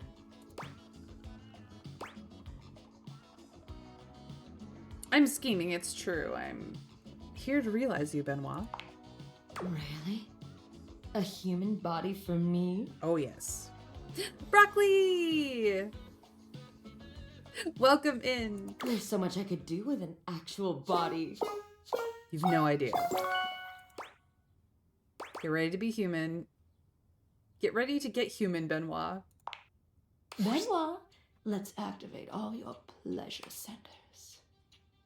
Wow, Skylar, I didn't know you could say that. The spectral energy flows through your dateviators, and what was once merely a sex toy becomes... Ooh. I love that. Oh my god, that is so good. Wow. I love the eggplant earrings too. Those are great. God. Oh my god. A racing heart, fluttering lashes, and flushed cheeks. Hot, heaving breaths passing my soft, kissable lips. Is this what it is to be human? You have no idea. Benoit trails their hands down their body, sighing blissfully. I thought I knew pleasure before, but this... Oh, this body has so much sensation. Nerve endings all over this gorgeous body just waiting to be activated. Speaking of waiting to be activated, you shouldn't keep those nerve endings waiting any longer. You've seen this seductive look from Benoit before, but its already powerful effect is only magnified when it's on an actual human face. As a sex toy, they could only guide you, but now they're an active participant in your joining, and it makes all the difference. They take full advantage of their human body, delighting in the capability of their fingers and tongue, and savoring the sounds they can pull from you with just the right touch. You're not even sure how much time passes in their embrace. Has it been days? Weeks? A few hours? All you know is you've seen heaven in Benoit's arms, and you'll never be quite the same again. Benoit sets off into the world fully intent on pushing their human body to its absolute limit. And they are successful in a sense. But when an orgy gone wrong lands them in a hospital in Germany... Maybe that bungee cord should have been a little tighter. No, I should have just worn a helmet, and maybe a touch more lube. Their recovery gives them plenty of time to think. Just how many humans out there are having unsafe sex? One shudders to think, how did they get this far without me? As soon as their shattered pelvis and splintered legs heal, Benoit embarks on a global journey to advocate for safe, unsafe sex. Before you leap from that rooftop onto your waiting partner, always check your safety gear. Ready to set your dick on fire? Make sure you've got a partner with a fire extinguisher close by. Benoit says unsafe sex doesn't have to be dangerous. Benoit's charming personality and invaluable advice sees them grow into a global icon of sexual safety. Posters with their smiling face and bullet points are posted by and in club bathrooms all over the world. I mean, I feel like that's a perfect ending for Benoit. Just put Benoit away. Much better. Okay. Bodhi! We can get Bodhi. Living their best life indeed. Oh yes. Oh yes. Oh yes. I saw Bodhi on the mantelpiece last. Is he still there? Yes. Hey, Bodhi. Assuming you aren't needed for anyone, let's realize you. Oh, hey there, you sex pot. Back again? Hell yeah. Actually, I've come to realize you, buddy. Whoa. Hold on there, amigo. Realize? How many badass things are you gonna do for me? First, you wake me up, then you show me all these bodacious years I missed, and now I'm gonna get realized? The 80s are back, baby. So you're into it then? Oh, I'm into it. Big time. Let's go! You ready to rock right now? So ready to rock. Yeah, buckle up. Bodhi, let's get radical. The spectral energy flows through your Dateaviators, and what was once merely a time capsule becomes...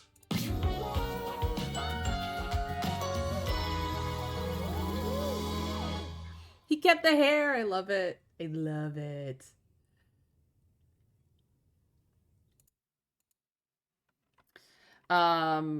He's got a slap bracelet belt.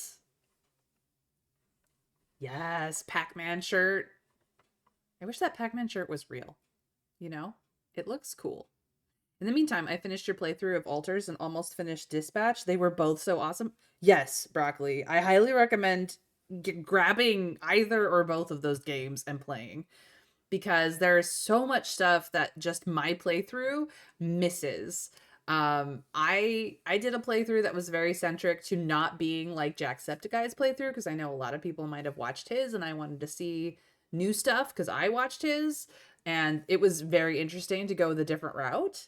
The Alters, there's so much in the Alters that you miss if you don't pick other Alters to grab. Like, go play, please. Like, you know, when you have the funds, when they go on sale, like, you don't have to do them immediately. And also date everything. Something I didn't know until very, very recently was that all of the voice actors in this game, the reason why their names are plastered on every profile is because they actually have a share of the game profits. So everybody who participated in the voice acting in this game gets a share of the profits. Like, this was a community-driven game, and I think that's amazing. Like the miner, you know, I have a personal playthrough where I'm gonna grab the miner and try to deal with him, like, for really reals. I actually got to chapter chapter 2 without him, but I'm gonna grab him next and see if I can't, like, help that man's. I messed up so badly with the miner the first time around, not knowing that he was, like, hard mode. Jeez Louise. He was getting me killed. Literally. I can fix him. Well, no. I can't fix him. I can help him, however. I can help him, Broccoli. I cannot fix him. There's no fixing that man's. He broken in his brain somewhere. But I can help him. And that's what matters. I really should have just given him that prosthetic, because I needed an extra pair of hands. And wow. I was trying to do right by him, you know, and then I didn't have a handle on the game enough to do that for him. So I'm trying again on my own time. I am, but, like, I'm not streaming it because we are dating everything. Da-da-da-da! Here I am, alive and in the flesh. Gotta love it, baby. You gonna sing me a sexy song again? I hope so. Oh, I'm gonna do a lot more than sing. Let's go. Although I'm definitely gonna sing. You know what I didn't get to do when I was learning all that stuff about the times that came after me?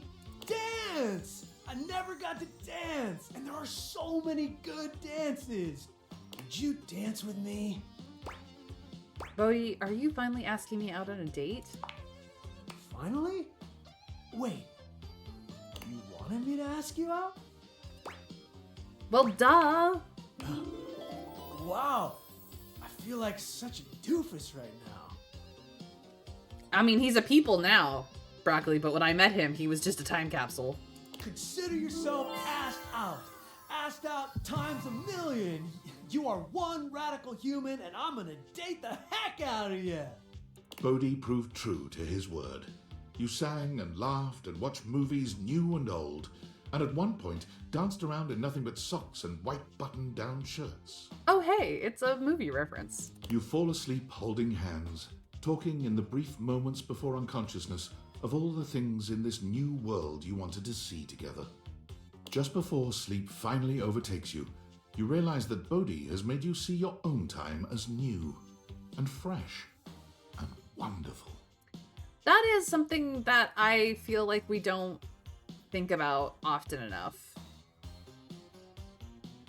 Is that having a perspective on our past makes the perspective of now more interesting and more rich. Because if we know how we got here, we can attempt to do better than we did before.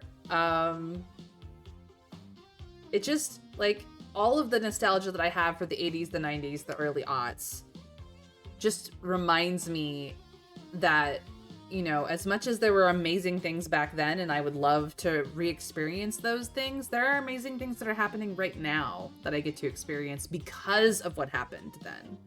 So it's interesting. I love that they made a time capsule for this game. It's so fun. How radical is that? So radical. Bodhi made sure to say a very musical goodbye to you before he left in the morning. Let's see what he actually gets up to with his life. When asked what he planned on doing, what would be his ambition for his new life, he replied only, I don't know yet. I've still got a lot to learn, so I guess I'll figure something out. He bounced around doing odd jobs, and quite happily too, until he found himself working at a movie studio as a coffee delivery guy. One day, delivering an order of iced lattes to a closed set on one of the sound stages, he heard snatches of the music he recognized from his history as a time capsule. He saw frizzy perms, tight jeans with sneakers, bright leggings with leg warmers. He had delivered coffee to the set of the first season of Stranger Rings. He couldn't contain his excitement or his emotion, and the director soon noticed the kooky coffee delivery boy in the corner who seemed to know all the references and all the mannerisms so much better than the actors, or even the writers. Yep, Stranger Things just got Bodhi. Although he of course couldn't tell the director why he knew the 80s as well as he did, he was able to label himself an enthusiast. Works for me, thought the grateful director. Bodhi was soon thereafter hired as a consultant. He goes to work grinning every single day. Aw, he got his dream job. How cute. I love that for him. Alright, Bodhi done. Let's see if we can't realize Cam, unless he's needed for Stefan for some reason. Well, hello there, Spicy. Bring that fantastic red shirt over here. I'm gonna take it off with my teeth. Hello, Cam. Oh, ooh, I like my new nickname. Back for some more trashy pleasures? I knew it. Once they get a taste of the can, they can't stay away. I did not expect that once I got to know you, you'd be such a dork. Well, it's life without some surprises. So goes your love for Cam. Okay, I just wanted to see what that was gonna be like. I can realize him. I probably should have, but it's okay. I needed to see. I was curious. It's fine. It's fine. I still got plenty of things to do. Oops. House is getting so quiet. Ugh. Okay. This time for really reals, we will go,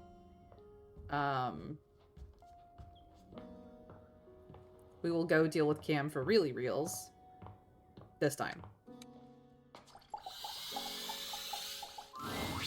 Well, hello there, Spicy. Bring that fantastic red shirt over here. I'm gonna take it off with my teeth. Ooh, hello yourself. Back for some more trashy pleasures? I knew it. Once they get a taste of the can, they can't stay away. I'm ready to realize you, Cam. Seriously? Yep. Let's see how much better you get when you're not a trash can. Stone cold seriously. Well, hell. What are we doing standing around talking about it? Let's boogie. Cam! Let's see if this will get you excited. The spectral energy flows through your date theaters, and what was once merely a trash can becomes...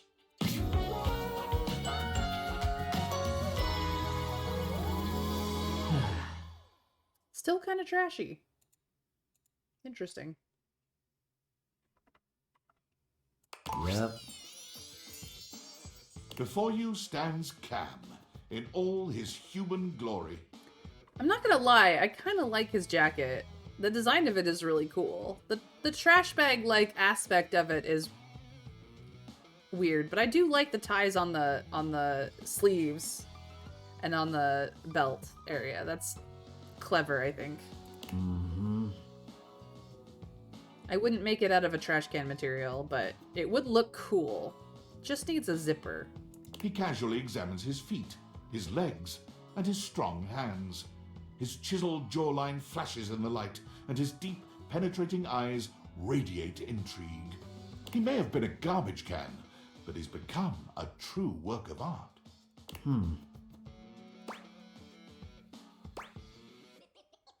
Are you happy?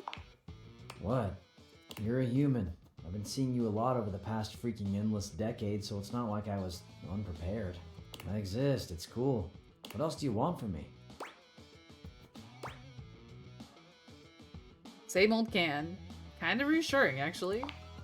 So yeah, still me. This body will work just fine. Cam begins gathering as much of the trash around him as he can. He's clearly ready to embark on his next adventure, and with a brief nod and an almost imperceptible, but it's there, damn it, smile, he turns to go. What about all the burning sexual tension between us, Cam? The what? Oh yeah, the tension. Sure.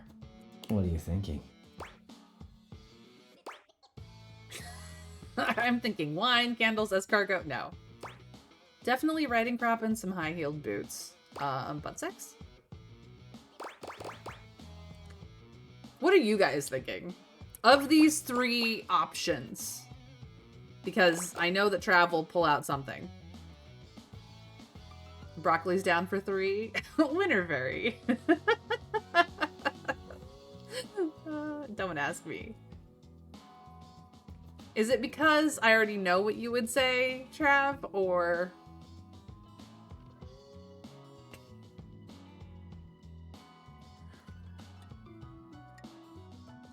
I know. I do know. Sorry, Winterberry, you're getting outvoted. Oh, hell yes. Yeah, I can go for that.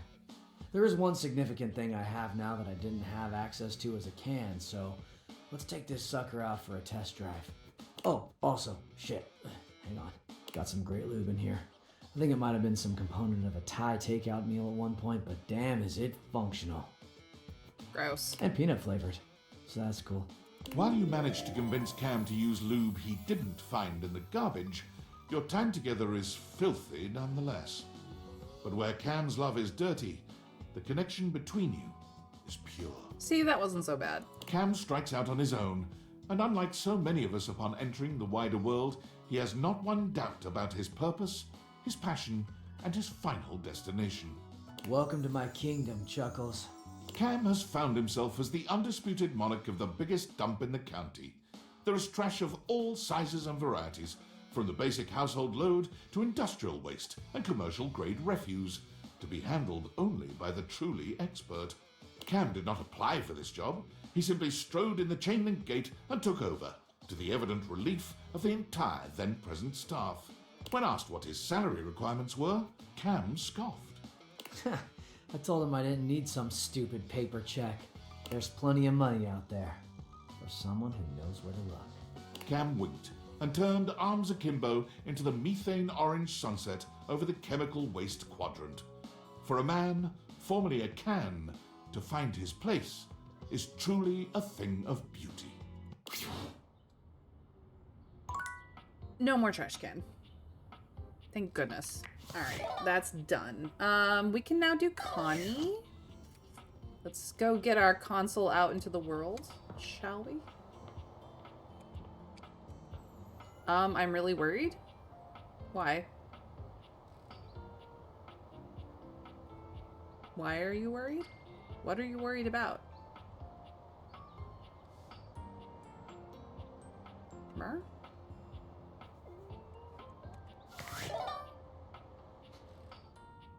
Cam is happy, but I'm not sure anyone else should be. Oh, well, that's fair. Alright. Oh, my sweetest Yael. I bet it makes you happy to hear me say that. I haven't forgotten you. I'm ready to realize you, Connie. to become real? Like a human? A singular human?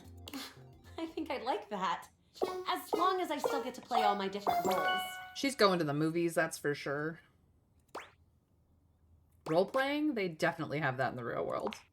Connie, prepare to level up. The spectral energy flows through your Dateables, and what was once merely a video game console becomes...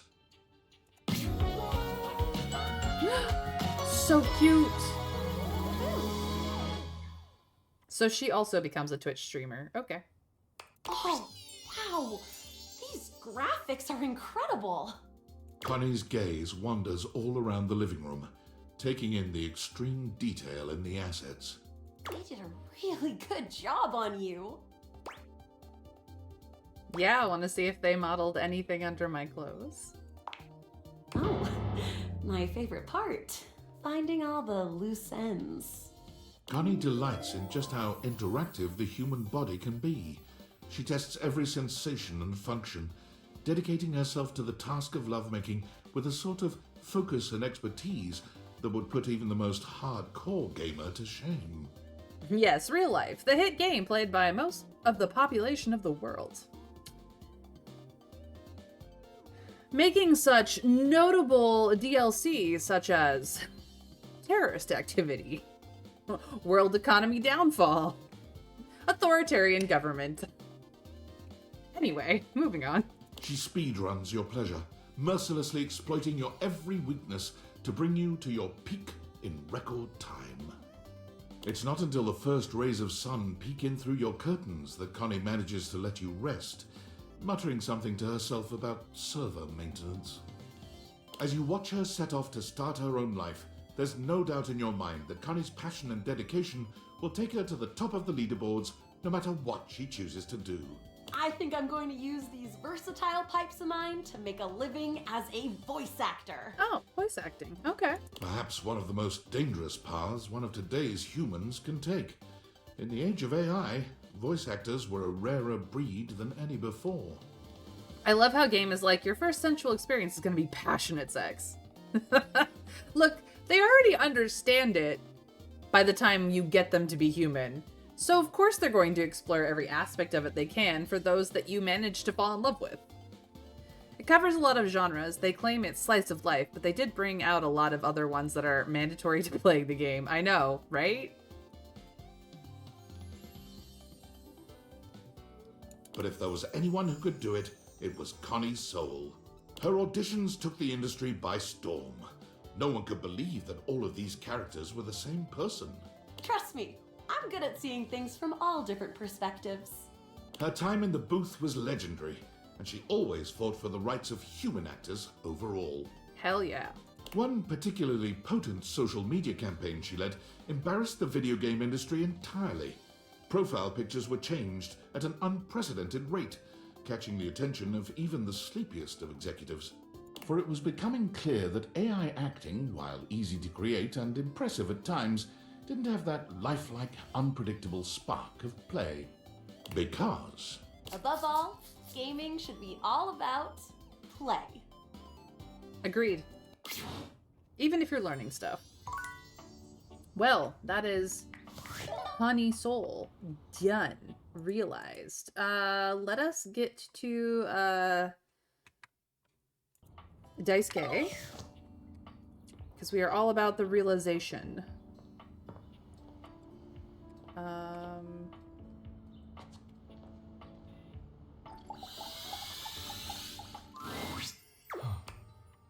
There you are, my love. Honestly, if I were an object, I would do the same, even if there was a hate, especially then. I believe that there are some hate endings that you can go down that way. I believe Reggie's is one of them. I actually think that Betty's is also one of them. I had hoped you might come by. I'm ready to realize you. Are you quite certain? I am quite certain. Took me for a while to get that poise, but here we are. Yes, I have what it takes. Welcome to your new world, Daisuke. The spectral energy flows through your Dateables, and what was once merely your dishware becomes... Ooh. Oh my gosh, that looks so cool. Oh, the art in this game is so cool. I am not joking. What is this feeling? My hands. Daisuke holds his hands up in front of him, like a stoner who's only just realized the wonder of his own body. He's not even the stoner in the house, which is hilarious. Yeah, hot stuff indeed. The power of these hands. I mean, I'm still boggled over the fact that Daisuke is played by Daisuke. Like, his actual voice actor's name is the same. How lucky is he? They can create so much. Can they do anything else? He looks up at you suddenly, with a wild gleam in his eye. I must test them immediately. Same with Dante. Yep. It's just funny. Like, it's... If I had a nickel for every time it happened in this game, I'd have 2 nickels. It's just interesting. Daisuke might be entirely too serious in most circumstances, but you find that you appreciate his single-minded dedication to getting you off. Yes, please. His passion for the arts is only matched by his passion for making you feel incredible. And by the time you've finished, you're both exhausted and a new believer in all his talents. You never imagined he'd feel comfortable leaving his duties in the house, but he assures you that your love and support have empowered him to make his own way. Daisuke left your home and immediately went to what he knows, ceramics. He managed to talk his way into a job teaching ceramics at the local community college, with only a few well-chosen words, letting his smoldering good looks do the rest. Oh, I'm sure his class was very popular. Unfortunately for Daisuke and the students, it became quite clear that he was in no position to teach anyone anything about ceramics, and so he tried his hands at teaching at a sip and paint in the city. Your paintings should look like this. Why do none of your paintings look like mine? Of course, we are painting the same scene. Never mind. Let us continue. But once again, Daisuke's artistic ambitions didn't match up to his technical skill. What do I want for Christmas? Ooh, that's a good question. Wolfgang, what I want for Christmas is to know that all of my friends and family are happy, healthy, and well. I want to know that they are doing their best for the life that they have, and simply that. I don't have space for materialistic wants for Christmas. That isn't to say that I never have any. I am a consummate dice goblin because I'm very much into TTRPGs, so dice is always welcome for me, but at the same time, like, really all I want for Christmas is for all of my friends and family to spend time with the people they care about as much as possible. I will be spending time with my family on Christmas and around Christmas. And I hope that everyone who gets to spend time with their families, whether they're biological or found or anything in between, that's what I hope for them, is that everybody is just happy, healthy, and with the people they love and care about. You know, not with the toxic members of the family, just with the family that they love most, really, and enjoy spending time with. So as much as I will not be streaming over Christmas specifically, that's what I want for Christmas. And I know that it might seem like a cop-out, but in this society that is just criminally all about the stuff, I don't have room for stuff. I don't have a place for more stuff. I need less stuff in my life. And I'm very sentimental, so that is a difficult thing for me. But yeah, I just want, I guess you could say, peace on earth and goodwill to men, which is not gonna happen. But yeah, that's what I want for Christmas. And of course, more dice, even though I will never use them. So I asked my family for some nice cheese. You know, nice cheese is a good idea. I would also accept chocolate. I would also accept most types of foods. Nothing mint, however. Peppermint can go away. Not that I'm too picky about my peppermints, so just peppermint can go away. So peace among nations and dice. Yep, that's it. I'm very easy.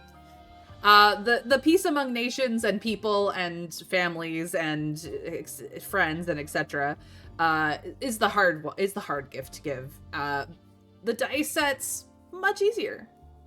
Much easier. I'm pretty happy, so long as it's pretty. And not pink. Ixnay on the pink. Pink can be chucked out a window. For me, specifically. It's more pink for everybody who likes pink. Just not for me. Anyways, Daisuke.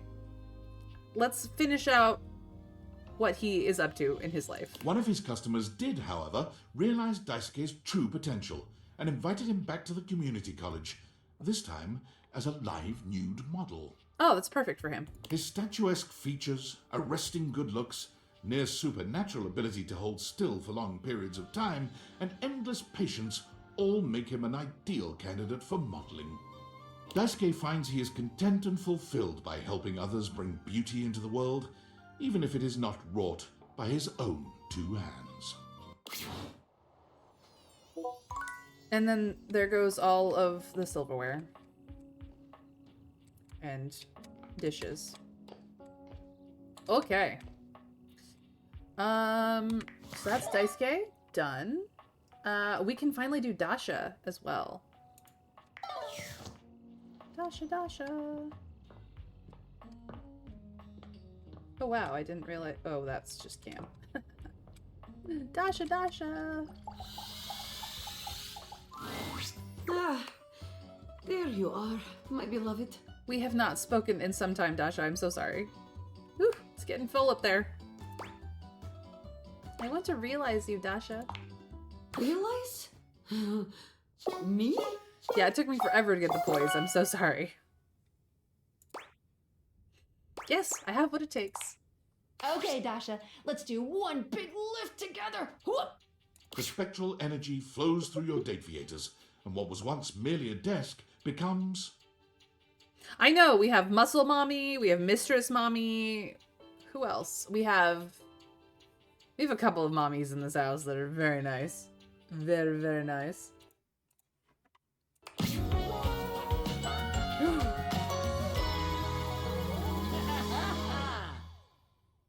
Surface top. I love that. Oh my gosh, that's so clever. Holy crap, I know at least a couple of fantastic muscle mommies that need that shirt. Dasha's impressive muscle is all the more striking when she's given human form. There's a vitality to her now, a warmth and depth that radiate from deep within. She's the same Dasha you've come to know, but this Dasha is human, and now capable of giving you absolutely life-changing hugs. She doesn't even take a moment to inspect herself or let her transformation sink in before she's charging up to you and lifting you into her arms. Yes! I have been realized!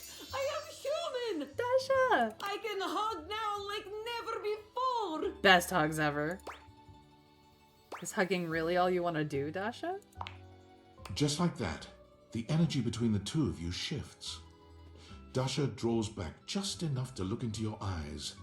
In hers, you see the promise of a love that's unlike any other.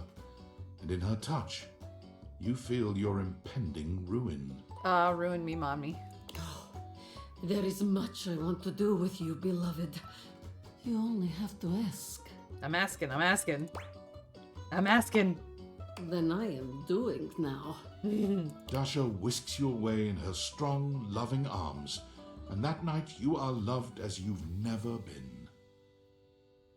Newly human and now alone together, Dasha shows you her truest, most vulnerable self. She may have once been a desk, but here she's only a woman, soft and loving, and deserving of the world. The Dateables certainly reflected her inner beauty, but there's a depth of connection between you now that can only be built from this kind of tender intimacy. Still, when the two of you lie in bed together, even as she holds you close, she seems at times distracted, or even sad. Why are you sad? When you try to ask her what's on her mind, she only thanks you for choosing her, for showing up when she needed you most. No, she's sad about Abel, but Abel's happy too, I promise. Without anyone around to demand Dasha's constant support, she's able to focus on finding what makes her happiest, and she finds she's happiest in the kitchen. Interesting. Dasha takes great joy in cooking for and feeding others, and she comes by the house often with baked goods and covered dishes. When you ask Dasha why she makes so much at a time, she gets that sad look in her eyes again. What did Abel like doing? I think, if I remember correctly, Abel became a farmer? I make so much to heal pain in my heart. Gardening, yep. To fuel my muscles, yes, but they only need so much. Now please, let us eat. Yeah, if I had managed to get it right and get them together, it would have been good. But board is filling up. The board is filling up. There's Abel and Dasha together, but not together, just with each other, next to each other. Ugh, so sad. Who else can I do today? Let's see here. I could do Dorian. Let's not do Dorian. Let's do Doug instead. I can do Doug. We just have to stare at this wall for a minute. Assuming Doug isn't needed for anybody. I don't believe he is. Come on, Dougie boy. Wakey, wakey.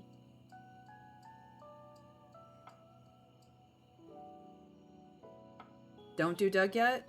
Why not? He's right here. Oh, I don't have the smarts for art. Okay, never mind. I don't want to do Dorian yet because I will miss him too much. Drysdale, I'm waiting for Washford. Washford and Drysdale I want to do together. I only have one slot today, so there tomorrow. Problem. Who's next? Varia, I have not worked on her storyline. Cabrizio and Freddy might be done with Stefan. Friar Errol might be done with Stefan. I'm not entirely certain.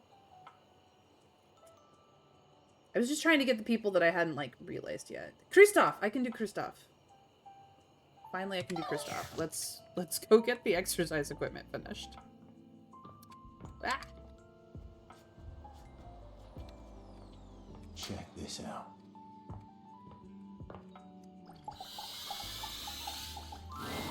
Ah, back for more, eh?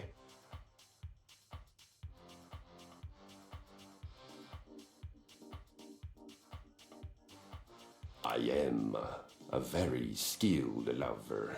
You are very skilled, Kristoff. Though you, I must say, really melted my glacier.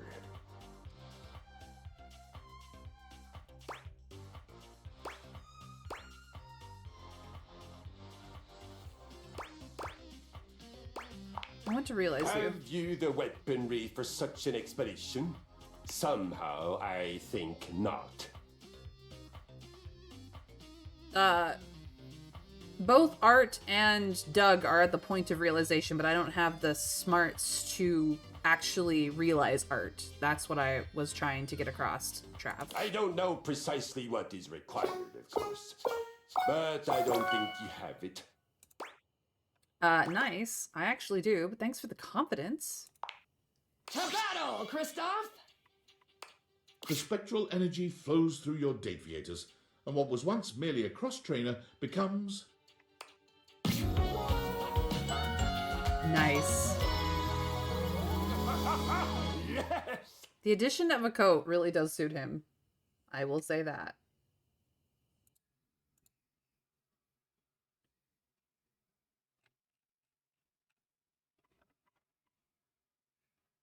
Do Doug and Art love you? No, I think I'm only friends with Doug, but we can check in a moment. Here, Odin, the power that flows through me. I can just imagine the sensation of doing a workout with these. Christoph flexes his gigantic biceps. Or these. He lovingly strokes his massive quadriceps. Oh, sweet Valhalla, can you even imagine? His exploratory hands have discovered his own glutes, and the light in his eyes is positively predatory. What is there for me to conquer? What is there out there that would even pose a challenge to a machine as impregnable as this? See if there's an interesting option. I will tomorrow. This is the last I had for today. Well, there's me, Sawspot. So there is. My, oh my, there is indeed. You. Destroy me, Daddy? Come to me, my violent delight, and let us hope you survive the coming battle. Probably won't, but I will die enjoying myself. Put him up, you big bear. I've got some tricks up my sleeves. Christoph puts every last one of those brand new muscles to work. As you come together in a union so violent, you're amazed the house is still standing when it's all over. But you make sure to do your part, ensuring that you're not the only one who's seen Valhalla. When the two of you emerge from your sexual decathlon, you are sweaty, a bit bloody, sore, and thoroughly satisfied. Christoph realized quite quickly that the world of mere physical contest represented an inadequate challenge for his needs. Are we surprised? No. He walked onto the local professional football team to great acclaim and retired 3 games later, breaking all team records. He amassed a total of 7 broken ribs, 1 dislocated shoulder, 3 spilled liters of blood, and 14 broken or fully ejected teeth. As all of these injuries were visited on other players, the league was quietly relieved to see him go. He was a little brutal for football. He decided to move into the business world. He became a stockbroker, working locally and internationally. Whatever you can imagine of an extreme stockbroker's lifestyle, double it, triple it, and add just a soupçon of evil. There was much conquering to be done, and Christoph was voracious. You did not want him calling you on the phone. In spite of all this, though, he was perhaps best known for his contributions to fashion. Soon after his realization, he began to feel quite homesick for his Viking armor of leather and lamella. He contacted a local seamstress, and together they designed what would become known as the Brynja, a business suit designed to closely mimic the aesthetics and the functionality of a suit of armor. The Brynja became de rigueur, required wearing for anyone who fancied themselves a tycoon or even a teeny-coon in business. Christoph conquered the fashion world almost by accident, while he was busy doing what he did best, conquering. He can come conquer me any day. I mean... Alright. First things first. Connie is done. Daisuke is done. Cam is done. Tasha is done. Benoit is so done. Christoph is done. And Bodhi is done. Let's see here. So, Art is a love. Doug, on the other hand... No? Yeah, Doug is a friend. So chat with Doug, and we'll see if there is an interesting art option. I think I'm actually done with this room now, because the TV is also downstairs. So, thank you, Dorian. Let's go to Discord first. Hey, Sam. Hey, are you okay? Did you see the last email? David Most talking about tracking the Dateables to your town? I'm scared. What's going to happen if he finds you? I'm scared too, but it is what it is. I wish I could do something to help, but I wouldn't want to give up the Dateables either.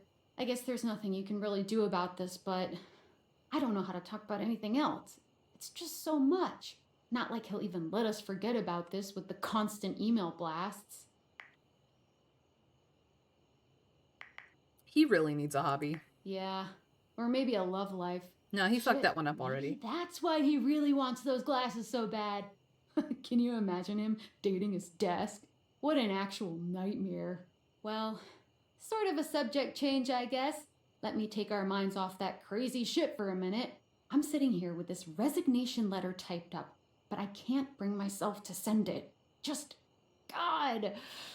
If you were me, what would you do? I'd quit. It's too much, right? God, I know you're right. I just have to think about this, but I have to make a decision soon. I can't draw this out forever. God, I want to stay and hang out, but I'm just going to be going in circles about this, so I won't be much fun. I'm going to get some food and try to turn my brain off. Oh, Sam. Alright, what's David up to again? Valdivianites, I hope this message finds you well. As your CEO, David Most, I feel it is important to keep you informed about the ongoing situation regarding the stolen glasses.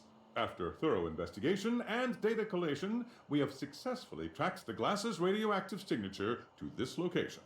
We are now in the final stages of the investigation, and it is only a matter of time before the perpetrator is apprehended.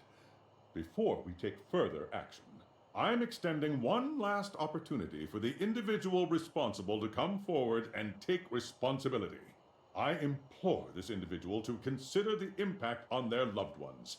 They're being stubborn and destroying the lives of everyone around them because of their stubbornness.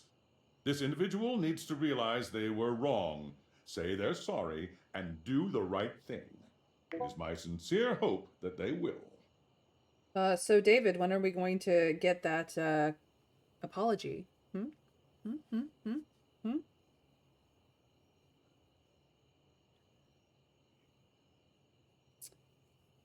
I don't hear him apologizing to us. Do you guys? Chat, do you hear David apologizing for being a total freaking power mad asshole?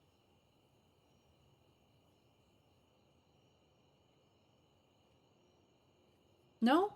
No, I didn't think so. I'm just gonna keep the Dateaviators. I'm sorry. Just gonna keep realizing all of my my loves and friends and move on with my life. Anyways, good night. Hello, beloved. Nightmare. Gorgeous. Sweetheart. I actually think I can. Let me check. Let me triple check here. Nightmare. I can realize you. I've just been waiting for you, babe. I'm feeling generous. What sort of dream are you wanting tonight? No dreams tonight. Only realization. Wait. Really? Me? Oh, fuck yes. Yes, you. I'm ready to do this. Okay, Skylar, it's gonna be okay. It's gonna be okay. Nightmares can't hurt you. They aren't real.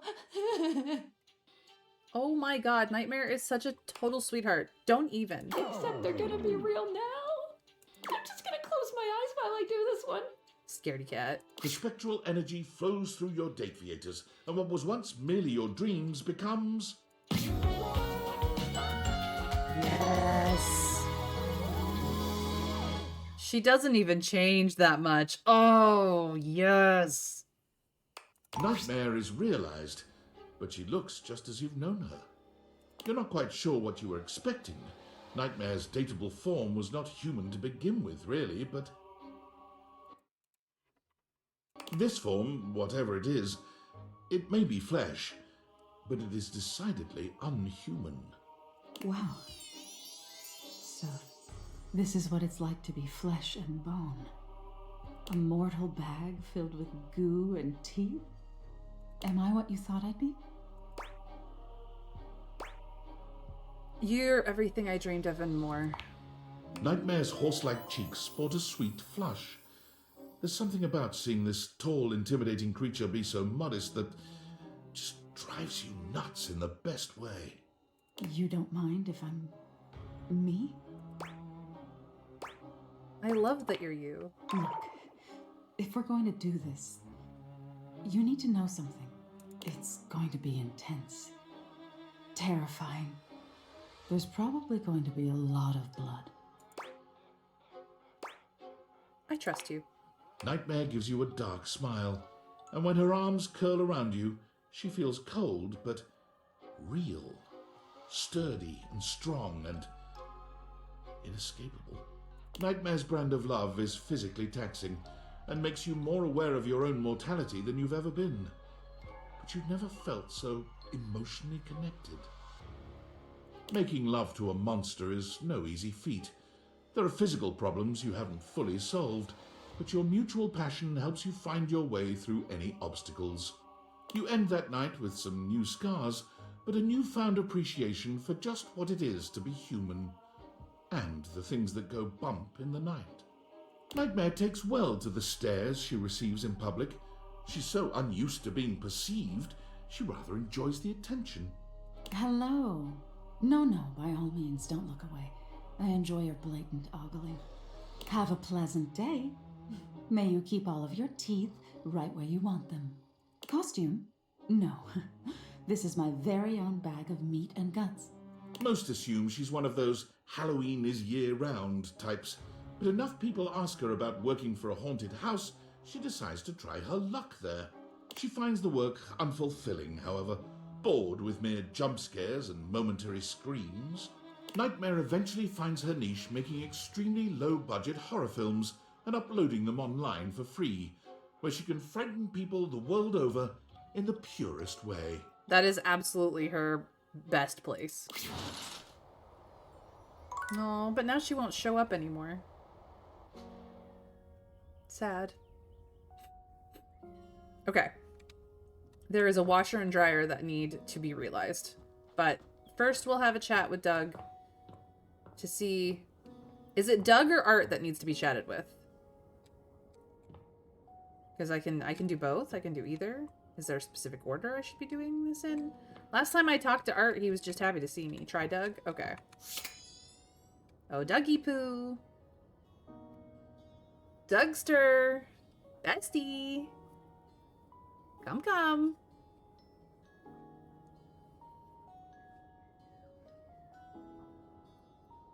Takes a minute, you guys. I just have to stare at this wall and have an existential crisis in the process.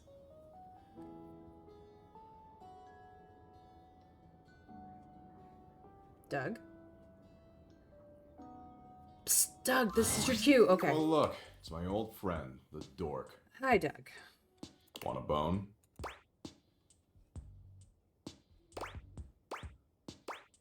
If I wanted a hot asshole, I'd join a spin class. I'd enjoy some quality boning. Doug, I'm ready to realize. Like, is this the thing? Should I just say something and then move on? Okay, one. Okay. Welcome to the Bone Zone. You take Doug's cold, pale hand, and the two of you make your way to the Bone Zone hand in hand. You have a pretty great time, but as you lie side by side afterward, you can't help but feel an overwhelming sense of dread. We have done this one before. You could be doing so much more with your life. You're wasting what should be the best years stuck in your house alone. Is there even a point in trying when climate change is about to fry us all? Doug seems pretty pleased, though. Yeah, see, that's all I get. I'll go talk to Art, see what happens. On the hunt for some counterculture vibes today. Can't say I blame you. In fact, I'd say I'm fully with you. This piece just makes me want to mess with some systems, you know? This would be the art that would be for Doug. My heart soars. My knees weaken. My raison d'etre has appeared at last. I think you need to be in love with both of them. Oh dear. Tell me you're not wearing that fantastic red shirt and hoping it's going to count as artistic expression. Because it does! When interacted with, Doug asks the player wants to get intimate. They can accept or decline. The player can also... Yeah, I think you have to be in love with them. Tell me, have you come for a stroll through the senses? A stern daddying? Perhaps a gentle caress? I may not have Your been wish in love with shall Art. be my only mission. I may not have been in love with Art when that option came originally, Trav. We may be past the point of no return.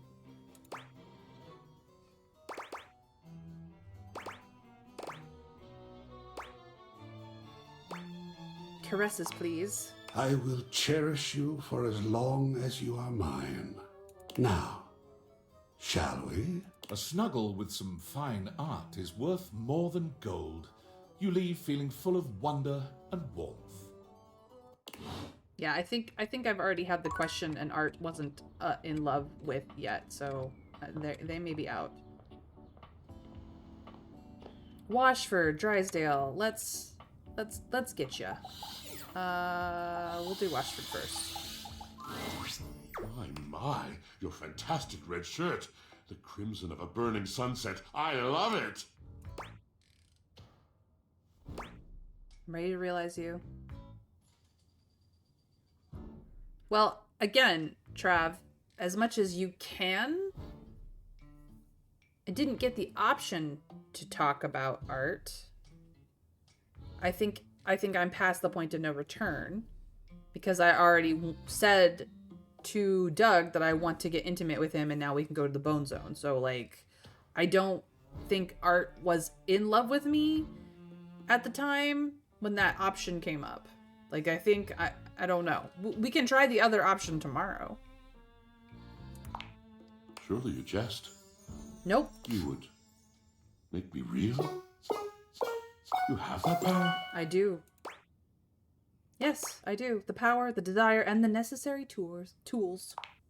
We don't need Drysdale where we're going, Washford. He's next anyway. The spectral energy flows through your Dateables, and what was once merely a washing machine becomes...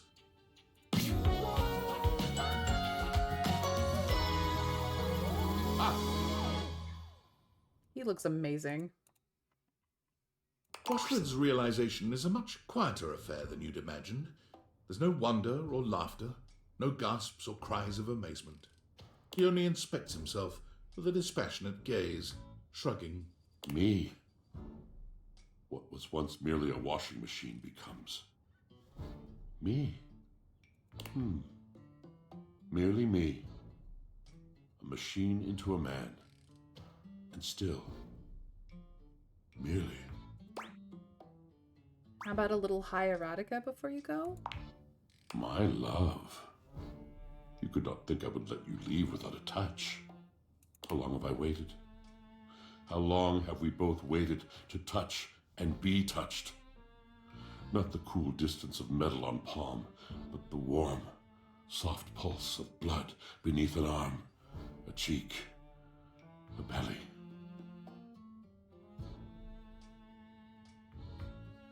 There is much, after all, that I have yet to learn about this body. Double check who you DM'd, Mr. Scrake, because I do not believe I have received it. You will be my guide now. You will teach me this new poetry. Washford as a student is Washford as a teacher. Passionate, dated perhaps, but sincere. Thank you much, Lee. With every caress, a whispered word. With every lesson mastered, a grateful and mischievous smile.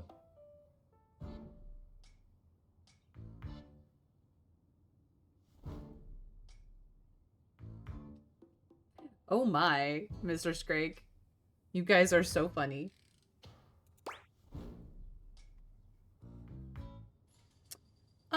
Wait right here. I have an idea. Let me go grab a blindfold. But when you return, he is gone. No! Why would he leave? You search and call, but he is nowhere to be found. Washford! Until at last, on your window pane, a heart drawn with a fingertip and a single bead of condensation dripping slowly to the sill. Washford denied any interest in involving himself in the world he found outside the house. He travelled mostly by night and always alone, until he found himself in an abandoned cabin on the edge of a high coastal promontory. I feel so sad because I did not get him and Dryersdale back together. Over the course of the next several months, he patched and repaired the ailing structure. He bought a tea kettle. He arranged for weekly grocery deliveries, but only to the property edge, to be left there. He filled his cabin with books of every variety and nationality, including a fair number written after the year 1900, as a memory of you. He spends his days reading, writing, and looking out of his window at the lonely sea. Now I'm sad. Friend. Ooh, no, I don't like that at all. What a dull word. Chum. Compatriot. Oh, familiar. I like that. A little bit of the dark and sensual. What can I do for you, familiar mine? How would you like to be realized, Drysdale? Oh, finally! You have taken your sweet time, haven't you? Let's just say that there was things I needed to do. Don't worry, my love. I'm not angry. I'm just excited. And you surely by now know how expostulative I become when I'm aroused. It's true. It is very much true. Well, dear Barbara, Cherub, why are we just standing here? Get out!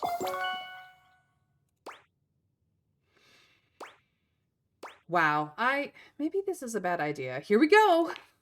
Okay, Drysdale, let's do one more spin cycle. The spectral energy flows through your Dateables, and what was once merely a dryer becomes...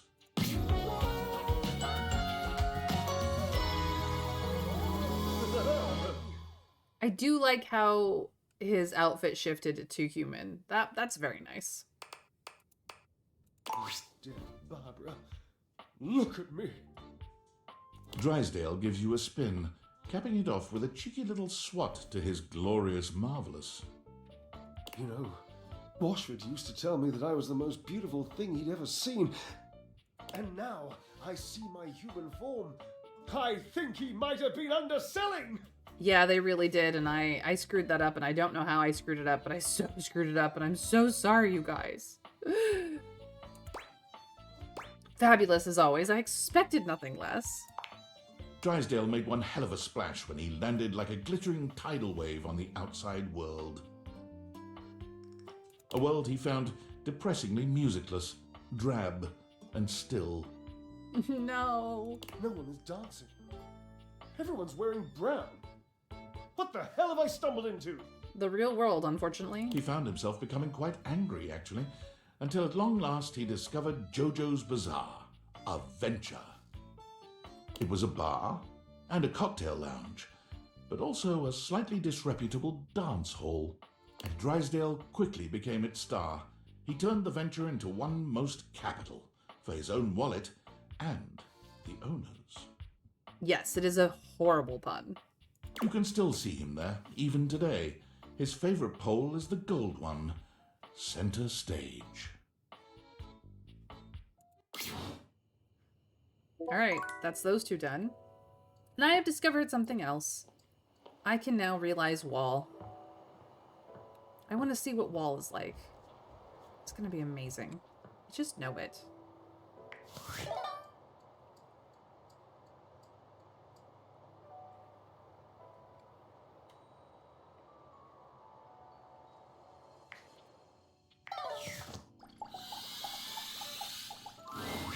Wall. Wall indeed. Wall. Wall indeed. I'm ready to realize you, Wallace. Wall. Yes. Wall. Wall. If you're asking if I have the stats, I do.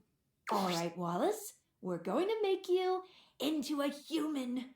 Let's hope that he has more things to say than Wall. Is there anything you wish to say before being brought to life? Wall. Indeed. I hear you, buddy. The recipe is a perfect match. Let's do this! The spectral energy flows through your Dateables, and what was once merely a wall becomes... He becomes...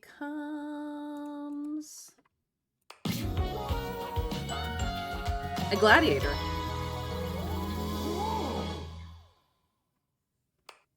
Wall. Absolutely, Wallace. Wall. A wall? Before you go, you want to have one last fling? You don't need to understand Wallace to know what's on his mind. The look on his face says it all. I mean, he is a brick house. The acts that follow are so debauched, so sinful, that mere words are insufficient to describe them. But if there's one thing that can be said about making love with Wallace, it's this. Wall. Wall indeed. Wall! Wall! Wall! Wall! You never quite know what Wallace is saying, but somehow you know just what he means. You bid him a fond farewell the next morning, and he bids you a sweet wall. He's a screamer. Wall. Wall, wall, wall, wall, wall, wall. Wall, wall, wall, wall, wall, wall, wall, wall, wall, wall, wall, wall, wall, wall, wall, wall. Wall? Wall, wall, wall, wall, wall, wall, wall? Wall. Wall! Wall, wall, wall. Wall! No idea what his happily ever after is, but there is very much wall. Oh my. I'm glad that he managed to work that out. Oh, right. Franklin. That last email from David was kind of pathetic, huh? Yeah. You know, I've been doing a lot of thinking. Most of that thinking was in service of inventing a virus that would cripple Valdivian's supply chain, causing the company to hemorrhage customers and absolutely crater its stock value. I named it Norman, the Terror Worm. Yikes. Listen, I really don't think you're in any position to pass judgment on anyone.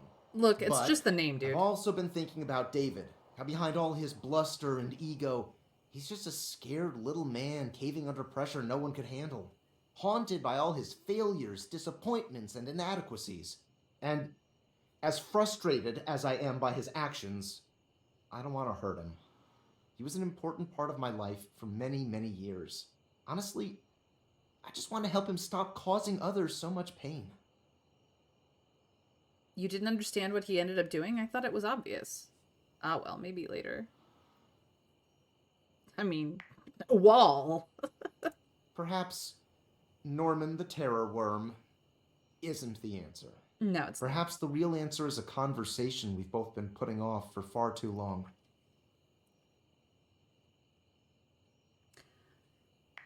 I think so. I have to go now.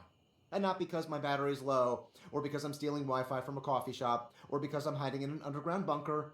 Although all those things are definitely true, I have to go now to have a difficult conversation with someone I don't talk to anymore. And that's scarier than Norman the Terror Worm could ever be. Wish me luck. Poise 80 or extreme persistence could have allowed you to interpret wall speak. Yeah, but I didn't have it at the time. So that is definitely a new game plus sort of deal. I just love that they went with the bit, if that makes sense. Good night.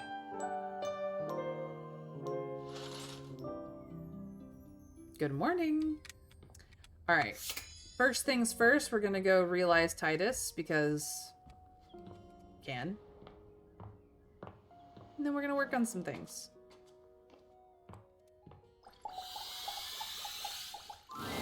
Good morrow, friend. What pleasure to say the words and mean them too. Yeah, I'm really glad that you're not mad at me anymore. I am quite occupied with training today, but please, what is thy pleasure? Actually, I would like to realize you. Realize?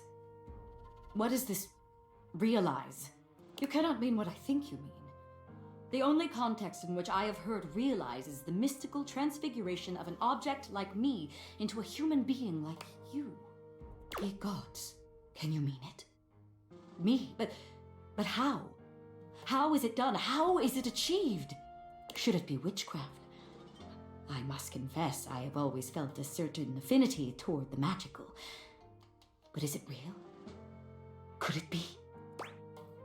It's not magic, at least it might be, but it's definitely real. Ye gods. Well then.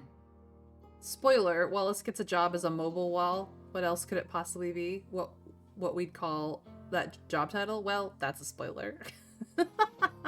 My deepest well of challenge and of faith is emptied out. I give all for this boon. I shall do it. Remake me. I'm ready. Wow, she looks tough. What sayest thou? Draw thy weapon, knave! Unus, duo, tres, sagittol! Parchment! Curses! How? What can I say? I always see it coming. Anyway, let's do this. The spectral energy flows through your Dateables, and what was once merely laundry detergent becomes... Tough on dirt. Ooh! She looks amazing. Titus curls her hand into a fist, flexing her arm and admiring the muscles she sees. As she notes the bulge of her own flesh and blood bicep, she laughs triumphantly. My gods. I feel so alive. So powerful. Really going with the Wonder Woman look. I mean, she is basically, well, I wouldn't say Wonder Woman. She's more like Andromeda, her Wonder Woman's mother. But yes, definitely going with the look. So tall. It was true. From her former diminutive stature as a box of pods, she stands a full 7 feet tall. I just threw off Ragslin for 64 damage. Nice. Damn, you look amazing. What about the Dipogenes? Ah, yes. Where have they gone, my faithful fighters? I feel them. It seems I have absorbed them all. Surely that is the magic of which we spoke. Their loves, their loyalty, their purposefulness now animate me and add to me to make my height prodigious. But that means I have even more reason to protect them. I shall never allow myself to be used, to be dissolved by circumstance without meaning. Makes sense in a way. I am relieved you think so. Now, what shall we do? Hatch a scheme to dethrone a worthless monarch? Bathe in the blood of our mortal enemies? Drink in the sun and enrapture each other in the eyes of the gods? You can see the passion and fury in the now very human eyes of the warrior you've brought into this world. For better or for worse. She is a soul out of time and a dominating physical presence. You struggle to decide how much to allow her to indulge in her lusts, blood or otherwise. Onward to conquest! The very next morning, before the sun had even broken through your windows, it hit you that Titus was gone. Yep, she's out to conquer the world, you guys. She left the house and began a single-minded search for her goal, the nearest accessible source of single combat. She found it rather quickly, as just a few blocks away from your house lies the Round Table, a battle and burgundy club. It is the finest medieval swordplay / wine tasting arena in most of the state. Yes. She went to this world's version of the Ren Fair, basically. Titus waded in with both arms swinging and a broad grin on her warrior's face. Perhaps unsurprisingly, she trounced everyone who came against her, including 2 bouncers, a burly waiter, and a horse who was known to have a far too playful attitude towards his trainers. Police were called, but so engaging, so enlivening and entertaining was her performance that rather than leaving in handcuffs, she was hired. She was born from the tiny arena on the few uninjured shoulders in the group. According to her employer, she remains the single greatest attraction on offer at the Round Table, despite her staunch refusal to believe that it isn't real. Real action bears its weight, and I bear mine. So action real by real enacted shines. I am real. It is real.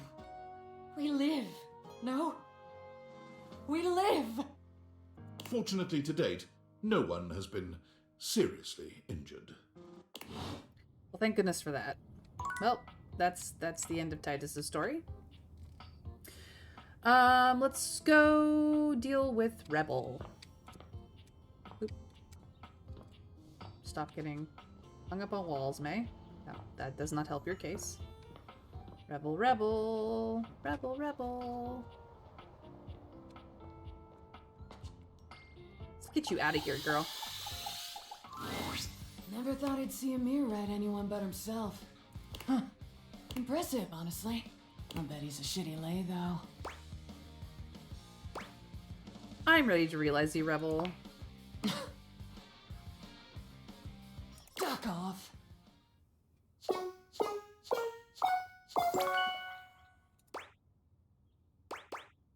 I'm serious.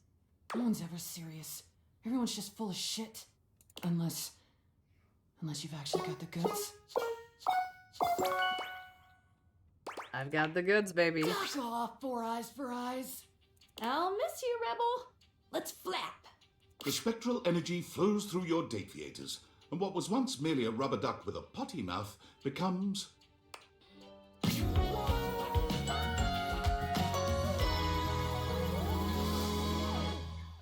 Makes sense. Yep, makes sense.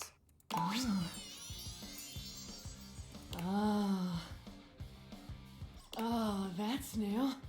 I actually do like her look as a human. It's very Rebel.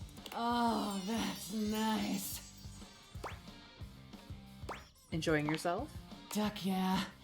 You should try it. I'd say thank you, but gratitude ain't really my style. So hell yeah. And, thanks. You're welcome. Shit, I did it anyway. I think I was a little scared. You tell anyone I said that, I won't suck your earlobes anymore. I think you might be scared too. Take your time, dickhead. I bet it's worth the wait. Take care, you butt munch. Rebel squeaked out of the house and into the sunlight, where they promptly hid under a nearby bench. They eventually crawled into the nearest warehouse, where they felt at least a little more at home among the concrete. Standing there scowling, they attracted a crowd of runaway teens who could feel an intense burst of bad mother clucker energy. Oh, shitbirds want. What they wanted was a leader, and with some nearby junk found out and about on the streets, most likely stolen, the teens put together a small refuge where only their kind were welcome. She makes herself a clan of rebel runaways. That makes so much sense. Misfits, miscreants, and misanthropes all, they helped each other through the shithole called life with unmitigated support and love. They would never admit it, but the group home made the world a much better place. Duck off with that sappy shit. We're problems. Only. Yep. That's about where that needed to be. Okay. I keep saying that I'm gonna realize Scandelabra and then I don't go and realize Scandelabra. So we're gonna go realize Scandelabra, aka John Wick. Hey, baby. So you want to fuck? I'm actually ready to realize you, John. Huh. No way. Really? You mean I get to be a real person named John? Are you sure it's gonna work? Oh yeah, I'm sure.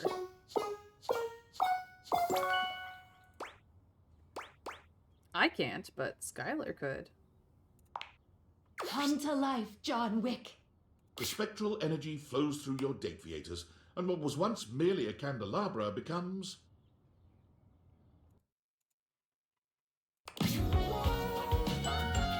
Oh, hell yes! Damn, he got a glow up. John gives himself a once-over. You honestly can't tell if he's impressed with his new body. Huh. So this is the real John Wick. Thank you for making me human. Are you okay? I feel powerful. He curls his hand into a fist, his knuckles cracking from the motion alone. Damn. I feel like an alloy of rage and the fire for justice. Can that alloy stoke my flames of love? It doesn't make any sense. But sure, let's fuck. He's so forward. Utilizing his heightened senses and extreme fighting skills, John is able to masterfully work his way through anything and everything you throw his way. Well, he is the Keanu equivalent. That's the whole play on his name. He goes on a veritable rampage in your bedroom, pleasuring you with the focus and fury of a man on a quest for vengeance. A man of few words, many moves, and a condom in every pocket. I mean, thank goodness he's playing safe-ish. He does the job, dirtied, bloodied, and walks on unbothered, disappearing into the sunset of the city. Let's just hope he doesn't gain and then lose a dog. The powers that John spoke of were real. When he became a human, the loss of his formerly silvered skin gave him a power unlike anyone else's. The power of pewter. Baser metals quivered at his touch, while fine gold, silver, and platinum remained still and shining. But it was enough to take down anyone who stood in the way of justice. Metal justice. As long as he's happy, I guess. Well, done. Alright. Once again, we must stare into existential dread.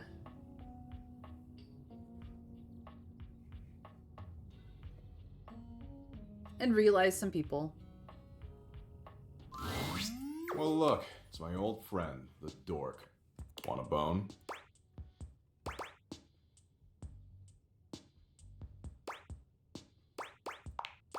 Legit? Wow, that kind of changes my outlook on everything. Oh dear, not that any of that was related to his character in the game at all, either of them, but still, yeah. Can't be so flippant about the pointlessness of life if you're actually alive. But are you philosophically enlightened enough to guide me through that transition?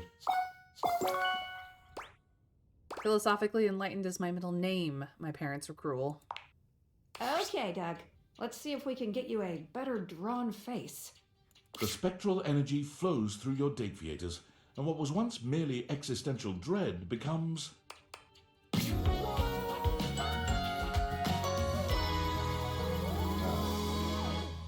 Not a lot changed. Not a lot changed.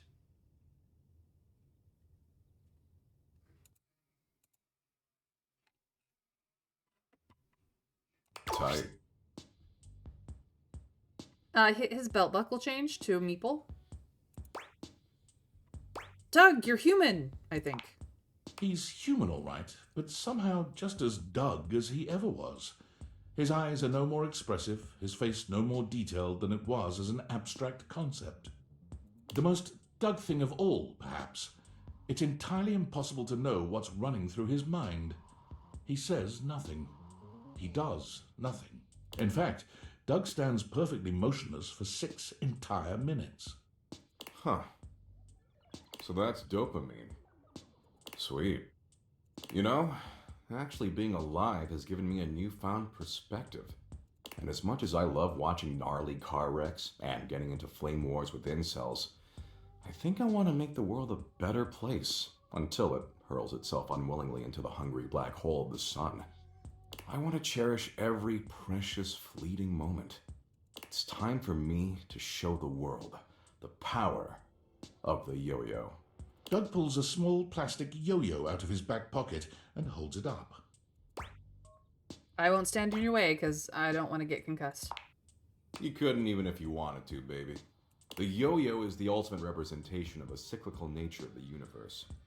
Life, death, rebirth, all moving towards a final entropic state of persistent rest. And it's got flashing lights. Apparently, the yo-yo that Doug had kept in the back pockets of his ripped jeans all this time had been put to good use over the millennia, because he was an absolutely stellar performer. His act traveled the world and distracted humans from their eventual demise for fleeting moments. That is, until his flashing yo-yo came to a stop at the end of his act, and he said his trademark phrase. You're gonna fucking die, bitches. And that was Doug. Alright, art. Let's do this one.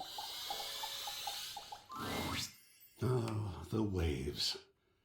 This painting evokes in me the most wonderful combination of restfulness and agitation, the thirst for adventure in the homeliness of wood and water. It is a mixture deeply to be savored. My heart soars My knees weaken. My raison d'etre has appeared at last. Oh dear. Tell me you're not wearing that fantastic red shirt and hoping it's going to count as artistic expression. Because it does! Tell me, have you come for a stroll through the senses?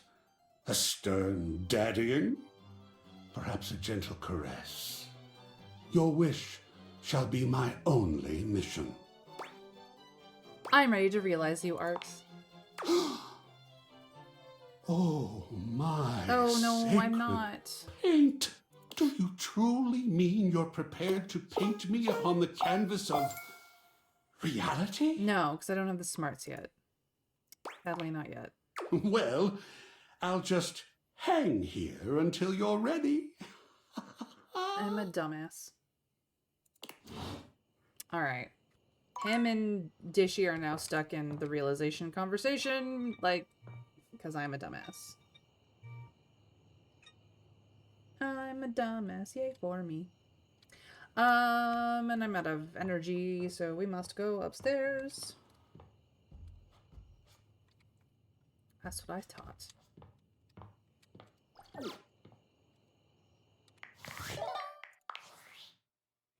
Sam! Hey! God, everything has been happening so quickly. I have so much to tell you. So, first things first, I'm gonna be a nurse. Good job, Sam. Wow, congratulations. Thank you! I am just so damn excited. Honestly, I was like inspired by you. It might sound a little silly, but you've really been like mending all these broken hearts, helping people live their best lives, even if they aren't all exactly people yet. Anyways, my other news is I've revived my dusty dating profile. I'm ready for love again, baby. Delete it and date sorry, me. What? Are you fucking with me? No. No, but I could be. What are you even saying? Well, okay. Not saying this isn't welcome. I guess I thought you were so busy dating all your furniture. I didn't think you'd be interested. That was all practice. Oh no, don't say it like that. That's not fair to the rest. But I am happy to hear that you're not like gonna marry your coffee table. God, okay, well, I have to run. Nursing school registration is in a little bit. But hey, guess I'll be retiring my dating profile again in record time. Talk more soon then, okay? Come on over, Sam. You can meet so many other people. Well, most of them have left, but yes. Let's be clear here. I am making sure that my bestie, who's been with me through this whole ordeal, I did not get any of his things. I'm so sorry, Wall. Is going to end up with a quality person after all of the dating experience that I have been through dating the entirety of my household. And all the trials and tribulations that has been.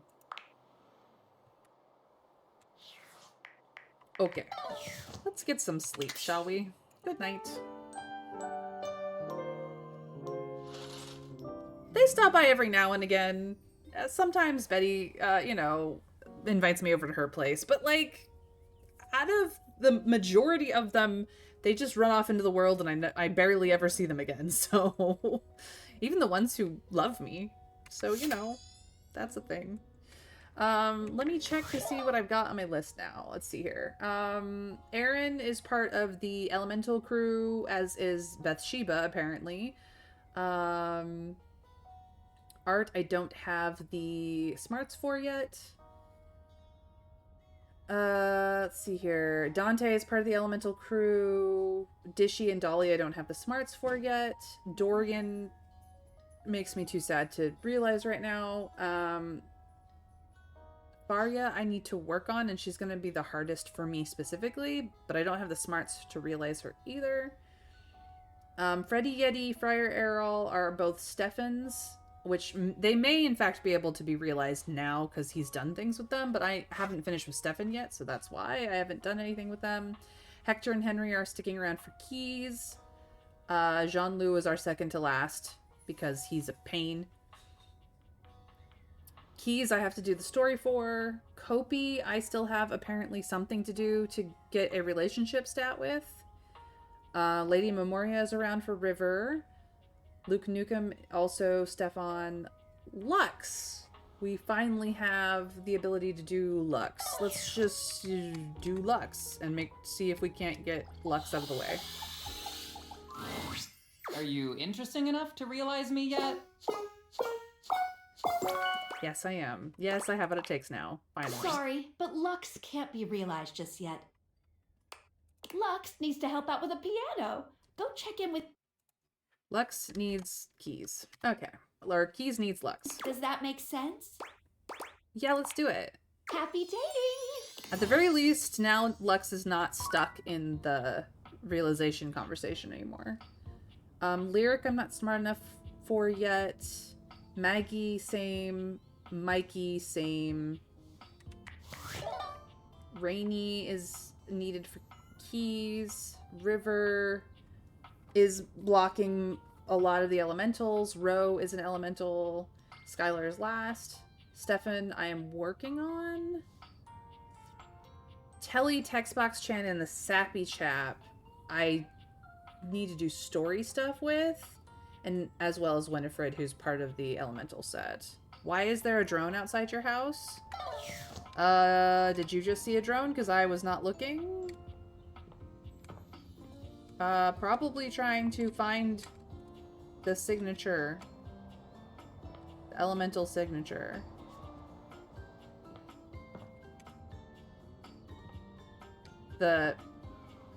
Yeah. Okay, let's go finish up with Stefan so I can get the rest of the kitchen out. Hey! Thanks for coming back. Of course, Stefan. I know I kind of put you on ice the last time you came to talk. It's okay. I appreciate how calm you are about all this. I can learn your ways. Well, Mr. Cluckles and I have been talking. This should be good. He said that your level-headedness was something to be admired. And I said I wouldn't call it that, more of a naive curiosity masquerading as a... yes, I'm getting carried away. I wanted to present something to you. I know I came across a bit heated. So I made you something raw. He made me something raw? He presents a covered silver dish to you, removing the cover with a flourish. Nice heaping platter of sushi. Oh my. You made a raw meal for me? I don't need to be yelling and carrying on all the time about my conceited opinions. I just need to remember those who I'm making it for. Oh, this is terrible. Raw's blah. No. See, Mr. Cluckles? Stefan wrenches the plate from your grasp and tosses it into the trash with a speed and intensity that could generously be described as excessive. Good on you for letting me humor the little chick. We know why we're here. To eat some nice, warm food. Shall we? Definitely. Now, what do we make?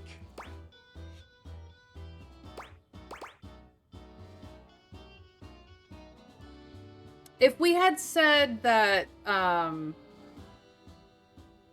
cooked is crooked, then I think that would have gone differently, but we said raw's blah, so we were agreeing with him. An appetizer, a main course, or some nice dessert? What do we want, guys? What are we hungry for at the moment?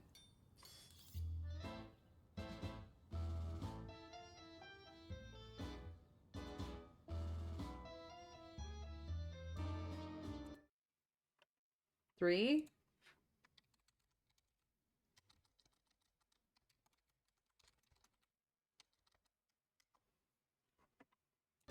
Nice dessert? I mean...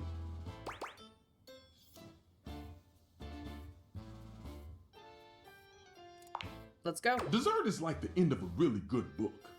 It should leave you satisfied and fulfilled. And maybe a little tired.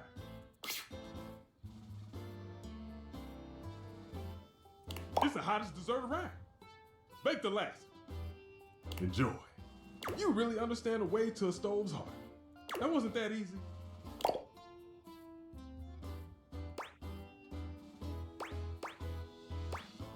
You did all the work. I'm not very good at cooking. Kind of? Kind of. I didn't do anything at all. Ah, but you did. You did the most important thing of all. Inspired this old chef into making something fun. Taking the time to relax. Explore raw foods. And do it well. Stefan frowns. Yeah. That time you really did just say, but I suppose a little respite is worth the effort. You know, I really enjoy cooking with you. Perhaps you can give this old stove a whirl and do it again? I'd love nothing more. You have set my heart aflame. From this moment forth, I burn only for you, baby. How I tremble in anticipation of cooking side by side again. Together, we shall make the most delicious food the world has ever known. And most importantly, it'll be solely for us. Okay. My love, it burns for you. I feel like I missed something in that exchange, but here we are. It didn't give me anything because he's not a smarts character. Stefan is a poise character, so if I didn't have my poise maxed, I do now. Okay, so that means I can probably do all the people that was connected to him. We'll start with Fabrizio. Amore mio, light of my life, it is wonderful to see you again. Is there anything I can do for you? I'm ready to realize you for really reals this time. Quanto glorioso. Can it be? Amore, I know you have a humorous heart, but please, don't jest with Fabrizio about this. The deepest unspoken desire of his heart. Are you sincere? Hundo percento. Yes, I am. I have everything I need to do it. Allora, become umano. The spectral energy flows through your Dateables, and what was once merely a cabinet becomes... Damn.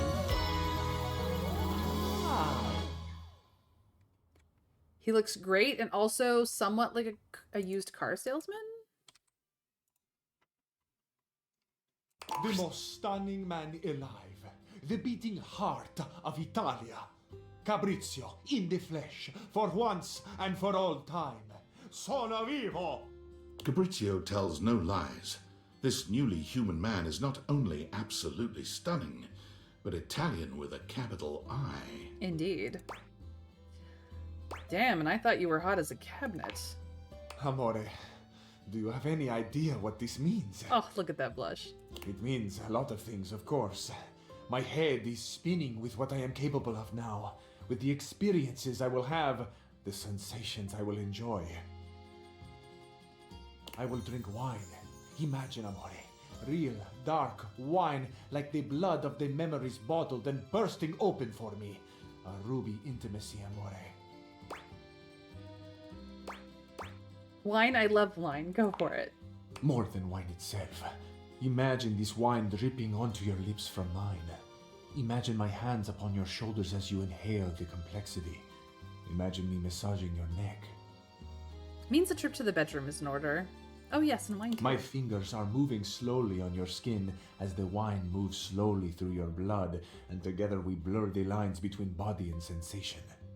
We no longer have to imagine this, amore. I have these hands. I have these strong fingers.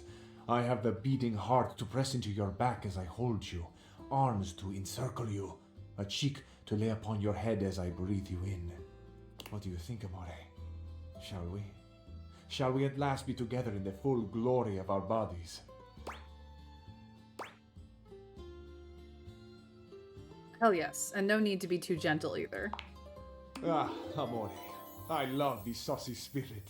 You truly are the spice of my life. Fabrizio takes his time with you, finally living out the romantic dreams he'd only been able to guess at in his favorite films. Like many Italians, he talks with his hands, and he is an effective communicator. Mm-hmm. You're not certain Fabrizio will ever have his fill of you, nor you of him. But sunrise comes one way or another, and Fabrizio assures you between tearful kisses he'll return to you again someday. Amore. Fabrizio took his massive shoulders and his chiseled jawline directly to the airport and boarded the first flight for La Bella Italia. He flew standby and ended up with a middle seat between a very grumpy middle manager and a slightly crotchety, mostly sleepy Canadian. I've been in the middle seat before. It's not a fun time. By the time they landed in Rome, the tax adjuster was teaching the whole section a drinking song from her days working at the Renaissance Fair, while the Canadian scribbled furious notes on Fabrizio's recipe for the perfect pomodoro sauce. Needless to say, Fabrizio fell in love the moment he stepped out of the airport. Everything he saw brought a tear to his eye, a song to his lips. He declared loudly and repeatedly that Roma, that Italia, was the most perfect place in all the world. Italians do that for some reason. They just do. He danced and swayed through the streets, and it wasn't long before he became almost as much of a tourist attraction on the streets of Rome as the streets of Rome themselves. My joy cannot be contained. I could not restrain myself even if I tried, but I would never try. Italia deserves my joy. I deserve my joy of Italia. We are together, Italia and I. He was never really in love with me. He was only in love with Italy. The Tour Italy Bureau took notice. When their representative could weave her way between Fabrizio's waving arms and flashing legs, she offered him a permanent position as a tour guide and representative of the best of Italian culture. Can you believe it, Amore? They want me. I want Italia, and Italia wants me right back. Could I ever be any happier than I am in this moment? I don't know. How, I ask? Italia may answer me, but for now, come for a tour of the most perfect city in the world. There was a development that the Tour Italy Bureau did not anticipate. Fabrizio, after each of his tours, asked his customers where they were going. They, quite understandably, replied that they were going home. Home? You're leaving Italia?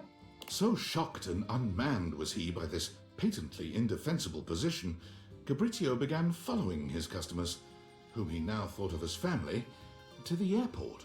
The whole ride would be spent with him trying to understand their decision, convinced that they must be crazy, had not fully taken in what he had shown them, the passion that he had tried to instill in their hearts. He followed them up to security, and with one poor couple from Thailand, he actually found his way through security and accosted them at their gate, with fresh bresaola, ricotta, and a bottle of Chianti. He now spends his days giving tours and his nights at the airport, bewailing the mistakes that all the departing passengers are making. Well, that's sad. He's kind of sad. Freddy! Well, if it isn't the coolest kid this side of the polar ice caps. What have you been up to? Whatever it is, I bet it is as awesome as you. Not nearly as awesome as you, Freddy. Hey, you deserve to be realized. Do you mean I'm gonna be realized? Yep. Well, this is better than a Food Fetch 2-for-1 special. It certainly is. Are you ready to do it now? Yep. You bet. Let's turn this beast into a real monster. Oh, she's funny. The spectral energy flows through your Dateables, and what was once merely a fridge becomes...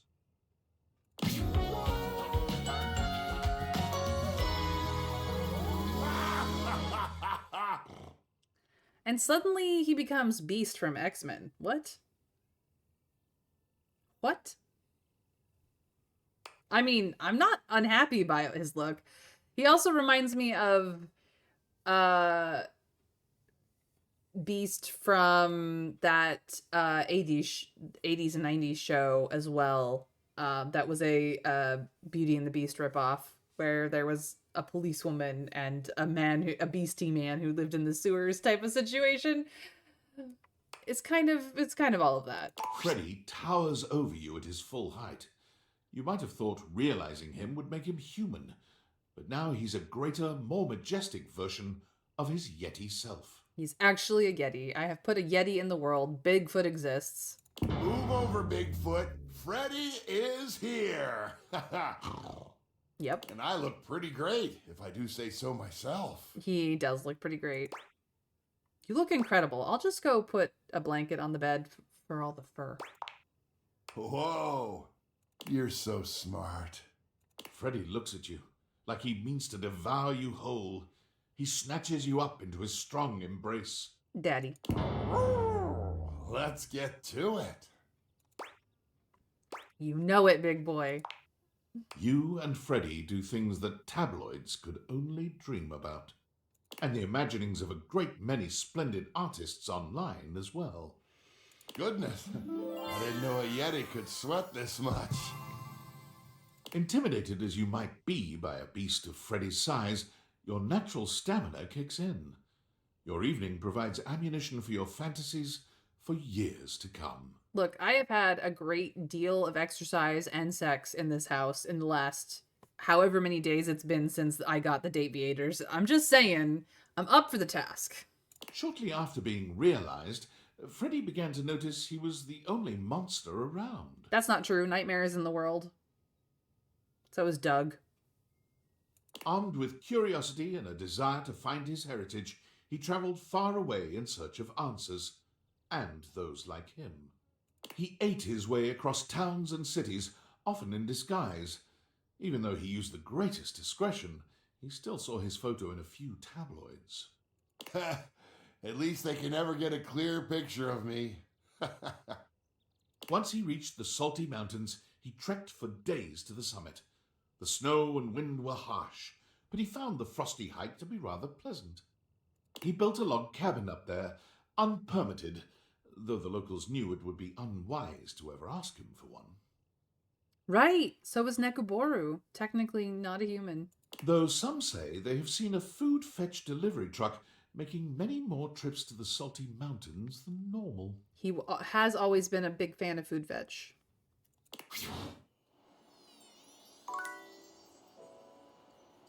All right. Let's do Luke Nukem next. I think he'll be fun to wrap up the day with. Ranger! Oh, I'm so happy you're back. Seeing you makes my heart skip a beat. Or that might be an arrhythmia caused by all the excess power crank in my bloodstream. Either way. Too bad swarmers hate our medic. Now I'll never know for sure. Luke, I'm ready to realize you. Just as the immortals foretold on that popsicle stick. This is a risky mission though, Ranger. Are you sure your glutes are maxed out enough to power through such a transformation? I am maxed out, baby. I am. Luke, come get some! The spectral energy flows through your Dateables, and what was once merely a microwave becomes Luke Nukem.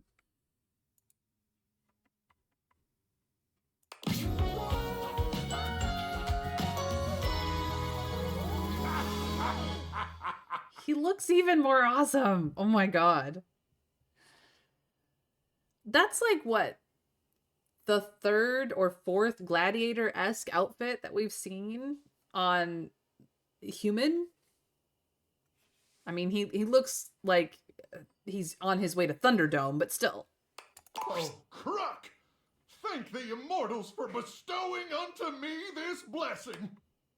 And thank you, Ranger, for being their earthly instrument in rescuing me from that horrific wasteland. Were the immortals ultimately responsible for this incredible twist in Luke's fate? Was it they who were secretly directing destiny's hand?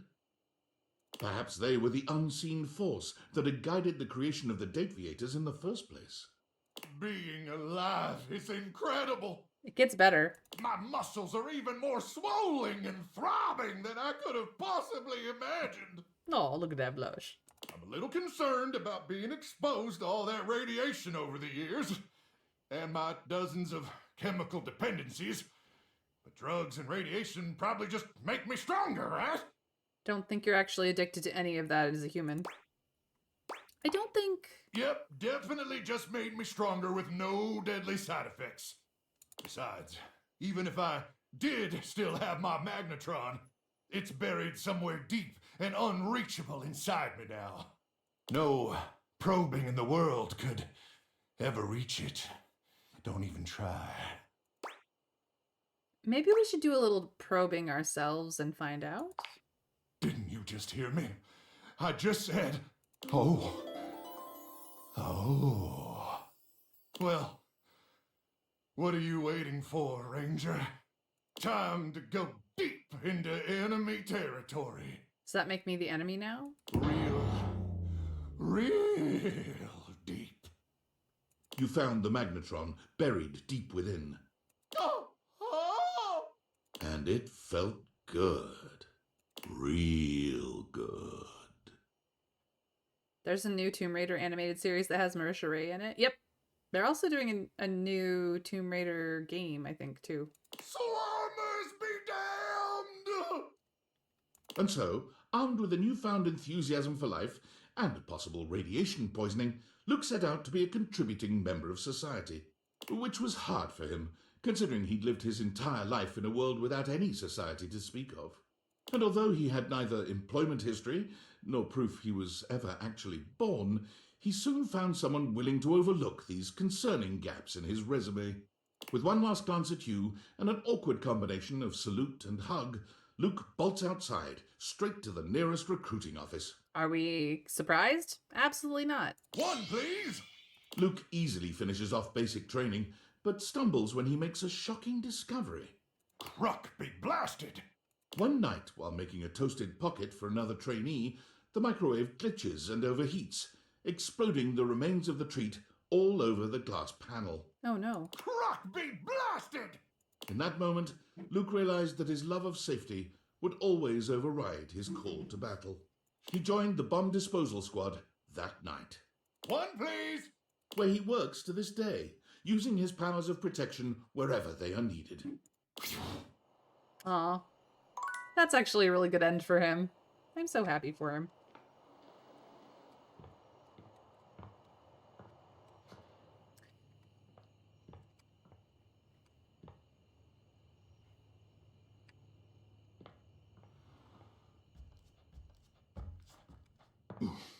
Thank you. It was getting too quiet. That's why I can't get rid of Dorian, because his oofs just make me happy, okay? He'll probably be one of the last ones to go just because I enjoy his oofs. Alright. So we have Friar Errol left to realize. Out of the kitchen crew. This is starting to fill up quite a bit. I just want to make sure that there's nobody else in a weird place. Nope, I think we're good. I think everybody else, except for Mikey, maybe, will fits on the board. I don't have enough smarts for Mikey transaction, so that's why he's not realized yet, even though he's realizable. Alright, Friar, let's get you realized.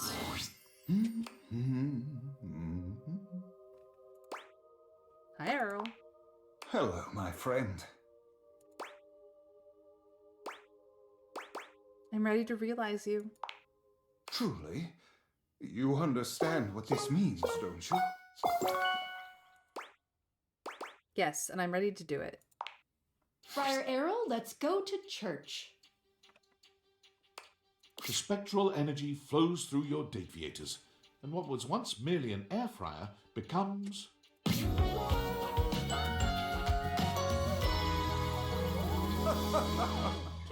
Oh, he's gonna become a televangelist. I just know it. But look at his hair! Oh my gosh, so good.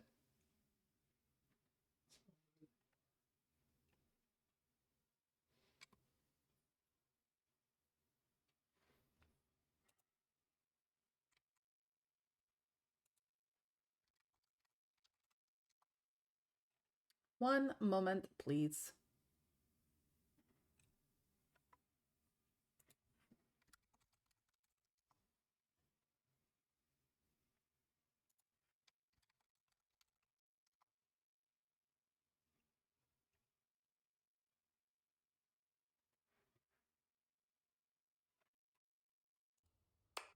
Friar Errol somehow only grows more severe as a human, the air of intimidation that emanates from him like so much hot air, overwhelming you. I mean, just look at him, Winterberry. How could he not? Yes. The power of this body. Nothing will stop me from delivering his message now. Either that or he's going to go work on QVC. Praise him. Huh. Oh, huh. I kind of thought you'd forget about that once you were human. Forget? No. Now I have a body fit to execute his will here on Earth. Now I can truly walk in his currents. Don't you see? Oh, sure. Well, good luck. I need no luck. Only blessings. But I thank you for your well wishes. Your service to the church shall not be forgotten. Mark my words. Friar Errol finds work at a members-only wholesale store, Priceco, famed for their excellent deals. Oh, okay. So similar to QVC, just not on television. He was hired on as a cashier, but quickly bullied his way into handing out food samples where he could truly speak to customers at length about, you guessed it, the gospel of air fryers. Well, we did teach him to give the air-fried food to the people as he proselytized about it, so I suppose this works out for him. You there, come here. Yes, you, the slack-jawed oil-soaked yokel. You may be familiar with Mama Mary's pizza pockets, but have you ever had one made in the air fryer? It is a transcendent experience. Where are you going? Return at once and experience glory, coward! For as many customers as Errol annoys, even more walk out of the store with a brand new air fryer. Management has decided it's a wash and looks the other way. Errol seems happy enough, but nothing is ever quite enough for him. He sends you regular letters updating you on his and the church's activities. Each letter includes an air fryer recipe of his own. Truthfully, they're not bad. Oh, Errol. I have failed thee so terribly. Please, somebody, do a playthrough where he falls in love with you and chills the F out. I would like to see a better ending for our dear Errol, Friar Errol. I think that's the majority of the kitchen people. So that's all that was dealing with that. So we need to start working on River, Keys, and Faria and their stuff. I might, oh god, that's so good. I think I'm gonna do Kopi really quickly. It's my favorite customer. And it's my favorite barista. What can I get for you today? Okay, so we've done the Irish coffee. Have we done all of the quizzes? Let's check with Affogato, because I know we did the latte one and I know we did the Irish coffee one. Let's check. Okay, no problem. One affogato, order up. Kopi flies into action, assembling your drink order with speed and skill. Not being a good cook, I don't really understand air fryer recipes. Aren't they just stick object in tray and cook for a while? Maybe we should cook rice or soup in there? Ah, no, that won't work. So, meh. They're useful. That'll do. Alright. Here we go. One affogato. Enjoy. Yes, Dishy needs 100 in smarts. So does Art. So does Dolly. So does Faria, who I still have to work on her, her storyline. Hey, Plague! Lyric, Maggie, Mikey, those are the people who most of which are ready to be realized, but I don't have the smarts to do it. Dude! Be sure to try out one of our other flavors when you come to visit next. We'll see you next time. Okay, I just apparently need to work on her. I don't know. Thank you for the coffee, Kopi. I needed it. How you doing, Plague? How you doing? All right. Okay. First things first, let's go talk to Keys.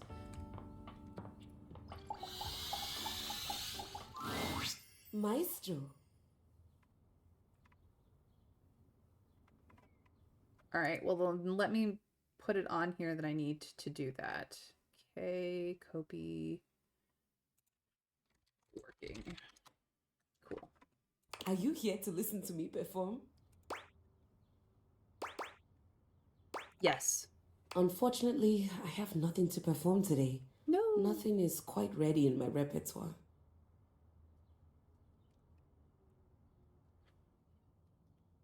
Just read, crack open a few books, and you'll get smarter. It's more that I need to talk to the smarts, or I need to get into another one more relationship with someone who is smarts aligned, and then I will have all the smarts I need, which I believe Keys is one.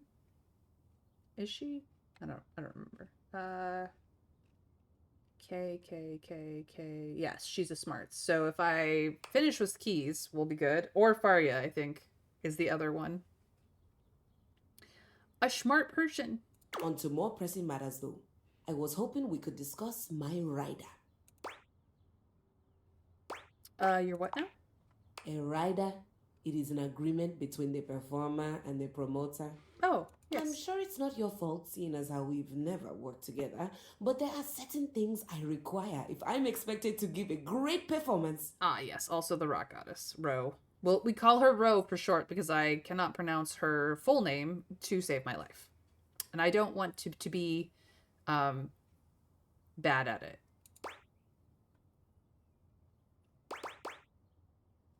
Okay. What do you need?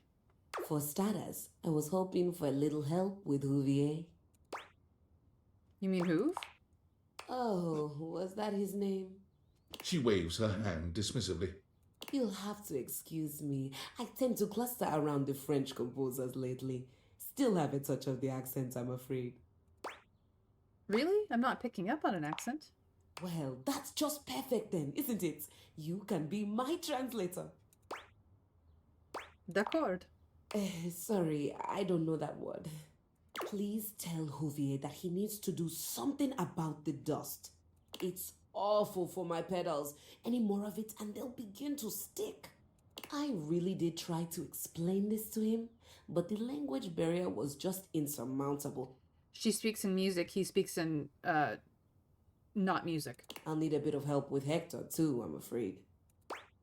What do you need from him? Could you please talk to him about the temperature?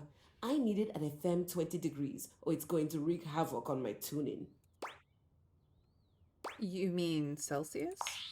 Yes, the only true way to measure hotness, coldness, or lack thereof. I couldn't imagine any other way.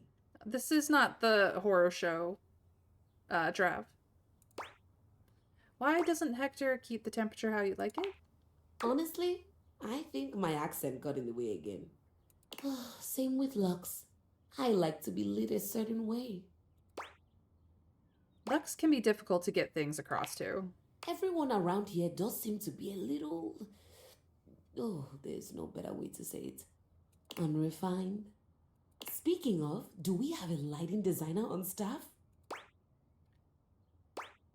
We did, but he just left. That's all right. I was somewhat prepared for this. Well, it's also not French, Trav. My friend Celeste was on a loan to a community theater once, and she told me all about their adorable little budgets. Now, if it's all right with you, I'd like to get back to rehearsal. Please do let me know what everyone says. I'm eager to jump into our work once the issues are addressed. Adieu! Okay, so I must talk to Lux, Hoove, and Hector. Let's get Lux out of the way, I guess, since he's right here. Lux is primping for some imaginary audience when you find them, striking pose after pose. When they see you, they roll their eyes, pausing to address you. Hey, we're friends, Lux. Stop this. What, you're on a quest or some shit? Keys needs your help. Be nice, Lux. Oh, yeah? She wants better lighting? Need I point out the total disregard for what I might be doing? Ugh, the utter self-absorption of that request. Speaking of self-absorption. I mean, if Keys wasn't such a total diva, she might have checked my latest posts. Then she would know that I am super busy with this update on my second snack of the afternoon. But fine, whatever. I guess I'm just that essential. Thanks, Lux. Bye. Is that the only light in this room? No. Where is the light switch? There we go. There you are, my gal. You are now lit. Okay. I'm also, since I'm downstairs, gonna talk to Hoove, and I will talk to Hector in the morning.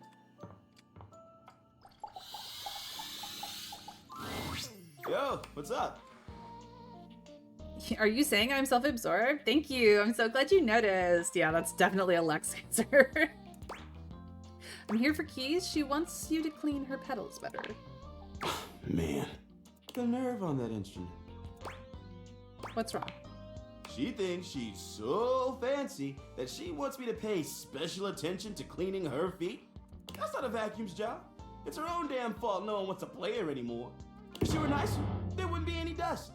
Sorry, I just get worked up when people have attitude. Tell her I ain't interested. Okay. My friend? We're just gonna go upstairs and go to bed.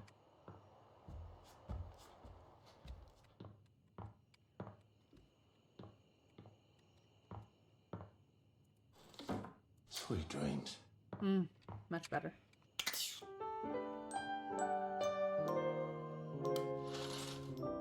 Now, to be fair, Keys has a good reason for why she needs her pedals dusted that way. She's not asking for no reason. It's a maintenance thing.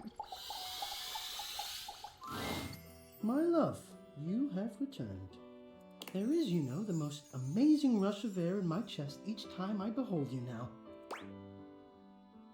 Of course, I've returned to be spoken to like this. Oh, what can I say? You inspire me. You are like breathing freedom. Okay, I think I need to manually change him.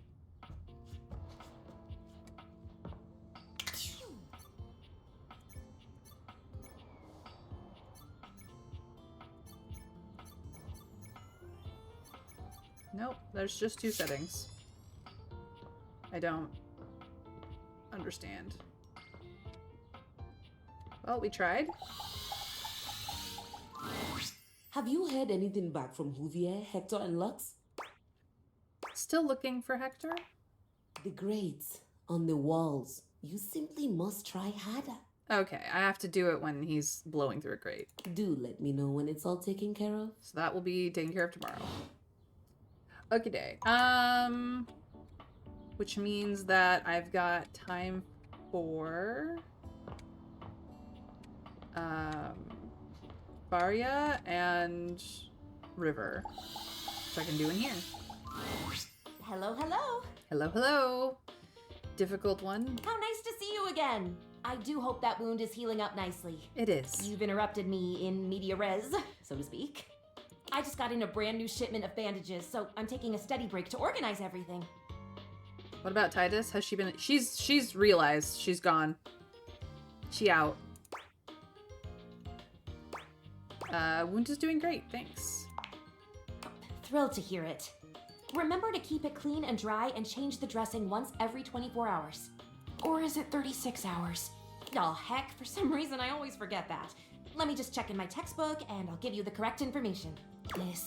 This beautiful and weighted thing is my textbook. I'm not sure if you can tell, but I love it very much. I study every single day and I have my big test coming up soon. In fact, might I ask you a favor? Go for it. Would you be willing to help me study? Perhaps, despite appearances. I'm a bit nervous. I could really use some support. For sure, I'm a great study buddy. I really appreciate this. So very much. You're helping me realize my greatest dream. Faria hands you a piece of paper with an anatomical drawing of a skeleton on it. Here, take this page from my book. You can get familiar with the answers you'll need to quiz me on. If you need help reading, they will appear in that newfangled data dex Phoenicia has been telling me about. I'm very much looking forward to seeing you again soon. Huh. Oddly, I don't even care if you're injured when you come back. How interesting. Until later, friend. Okay. Maybe she won't be as difficult as I thought. So we are working on keys. Let's see here. Get keys to write her great work, attend her concert. We will attempt. Fabrizio is done. Freddy Yeti is done. Stefan, I actually think we can realize him, so I might go do that real quick. Luke Nukem is done. I didn't get his friend ending because I was in love with him. Friar Errol is done. I didn't get his... this one, which is fine. Hopi we are working on. And we are working on her. Alright, maybe we'll go check in with Stefan. Actually, we can do River and then Stefan. We'll do that. Okay, so...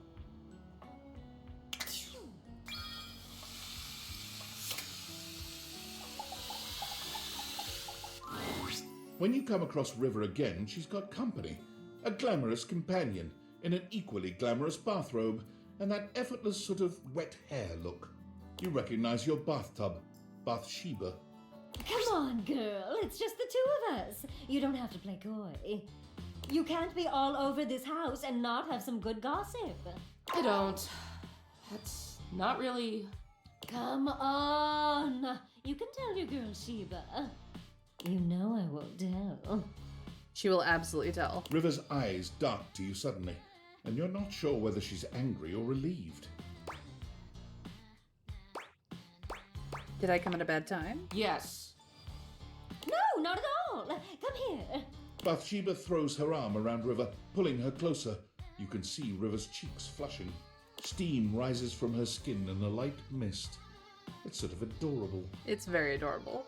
Look, since we've got a new friend here with us, I'll let you choose. Our friend River here likes to pretend she's above things like gossip and opinions. And I know that's not true. Why, just the other day, I caught her rolling her eyes at Prissy. Oh. Well, that was just... And the other day, when Jean-Loup was working on a song, I know I heard her laughing. Huh. I wasn't. And every time you leave Winifred, she's got you all steamed up. That doesn't sound great.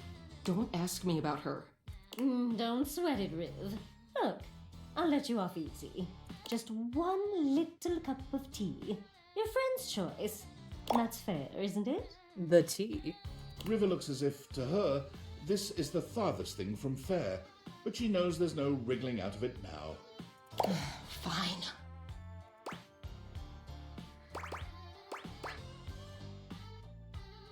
Let's hear about the water heater. That doesn't mean anything.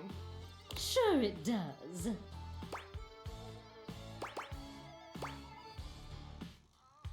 You did seem a little flustered when the water heater came up. Yeah. What's up with you and Winifred? You two an item or what? No, not an item. But you are bang-a-langin', right? You can tell us.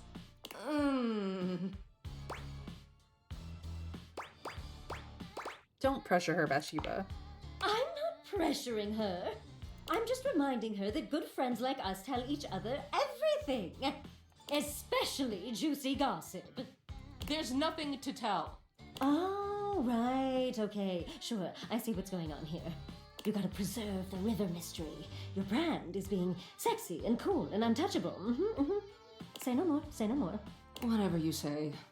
River looks extremely grateful for your intervention. Bathsheba only sighs. The facts are the facts, though. River goes to see Winifred and comes back all hot and bothered and heated. But if you're not gonna comment, you're not gonna comment. I can take a hint. If there's one thing I know how to do, it's read a room, you know. She really doesn't. Yeah. River seems more relaxed than you've seen her, but when your eyes meet, it's like she remembers she's meant to be a bit more distant. Her smile vanishes, and she clears her throat nervously. Well, just one question before I go. What do you think is my best state?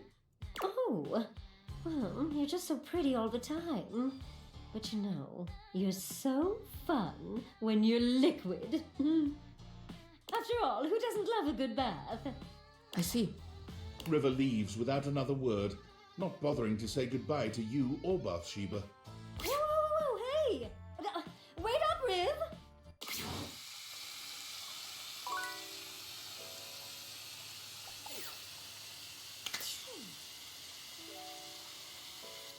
Alright, that's enough. We don't need to leave the water running all night, like this man's does on occasion. Okay, so that is both of them, and then Stefan. My love, my muse, are you back to make the most marvelous of meals? Let's make something delicious. Let us create something that will imprint a lasting memory on our palate for many years. As long as it has love, it'll be great. That's the secret ingredient. Now, what do we make? An appetizer. A perfect way to set your palate. A little foreplay before the main course. Here we are, using one of my sheet pans. Nachos en la stufa. Stuffed nacho. Well, nachos a la Stefan. Stuffed nachos. I love the pun.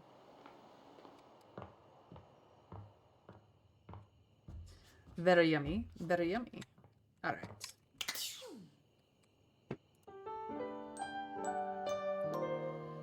Well, we will pick up here again tomorrow, because that is the end for this stream. Let's get in a cheeky save.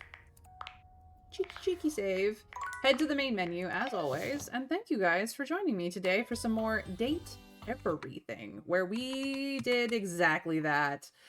My name is Mayrin Altheatover, and I stream Monday through Friday at 1 p.m. Eastern US time. So if that is not your time zone, feel free to give me a follow either here or over on Blue Sky so you get those notifications for when I go live. I don't post much else on Blue Sky because I'm bad at social media, so you're not going to get inundated by a whole bunch of stuff. It's just, hey, I'm live. I also have a YouTube channel, so if you have missed how we got here with Date Everything, or any other game that I have ever streamed before, you are welcome to go check out the playlists over on YouTube. If you subscribe and ring the bell, you'll know when today's VOD goes live in case you need to catch up, and hopefully we will see you live tomorrow. But it's there for you anytime, day or night, as is useful to you. Enjoy. I do raid at the end of every stream, so whether you're sticking around here for those sweet channel points, feel free to copy pasta my message, or if you're over on YouTube already and rating the next video, I hope that you guys enjoy yourselves. Let's go see who I will raid next. What video you raid next, YouTubers? Entirely up to you. It looks like Great Kraken, aka Paul, is still playing Red Dead Redemption. We're gonna go jump over to his stream.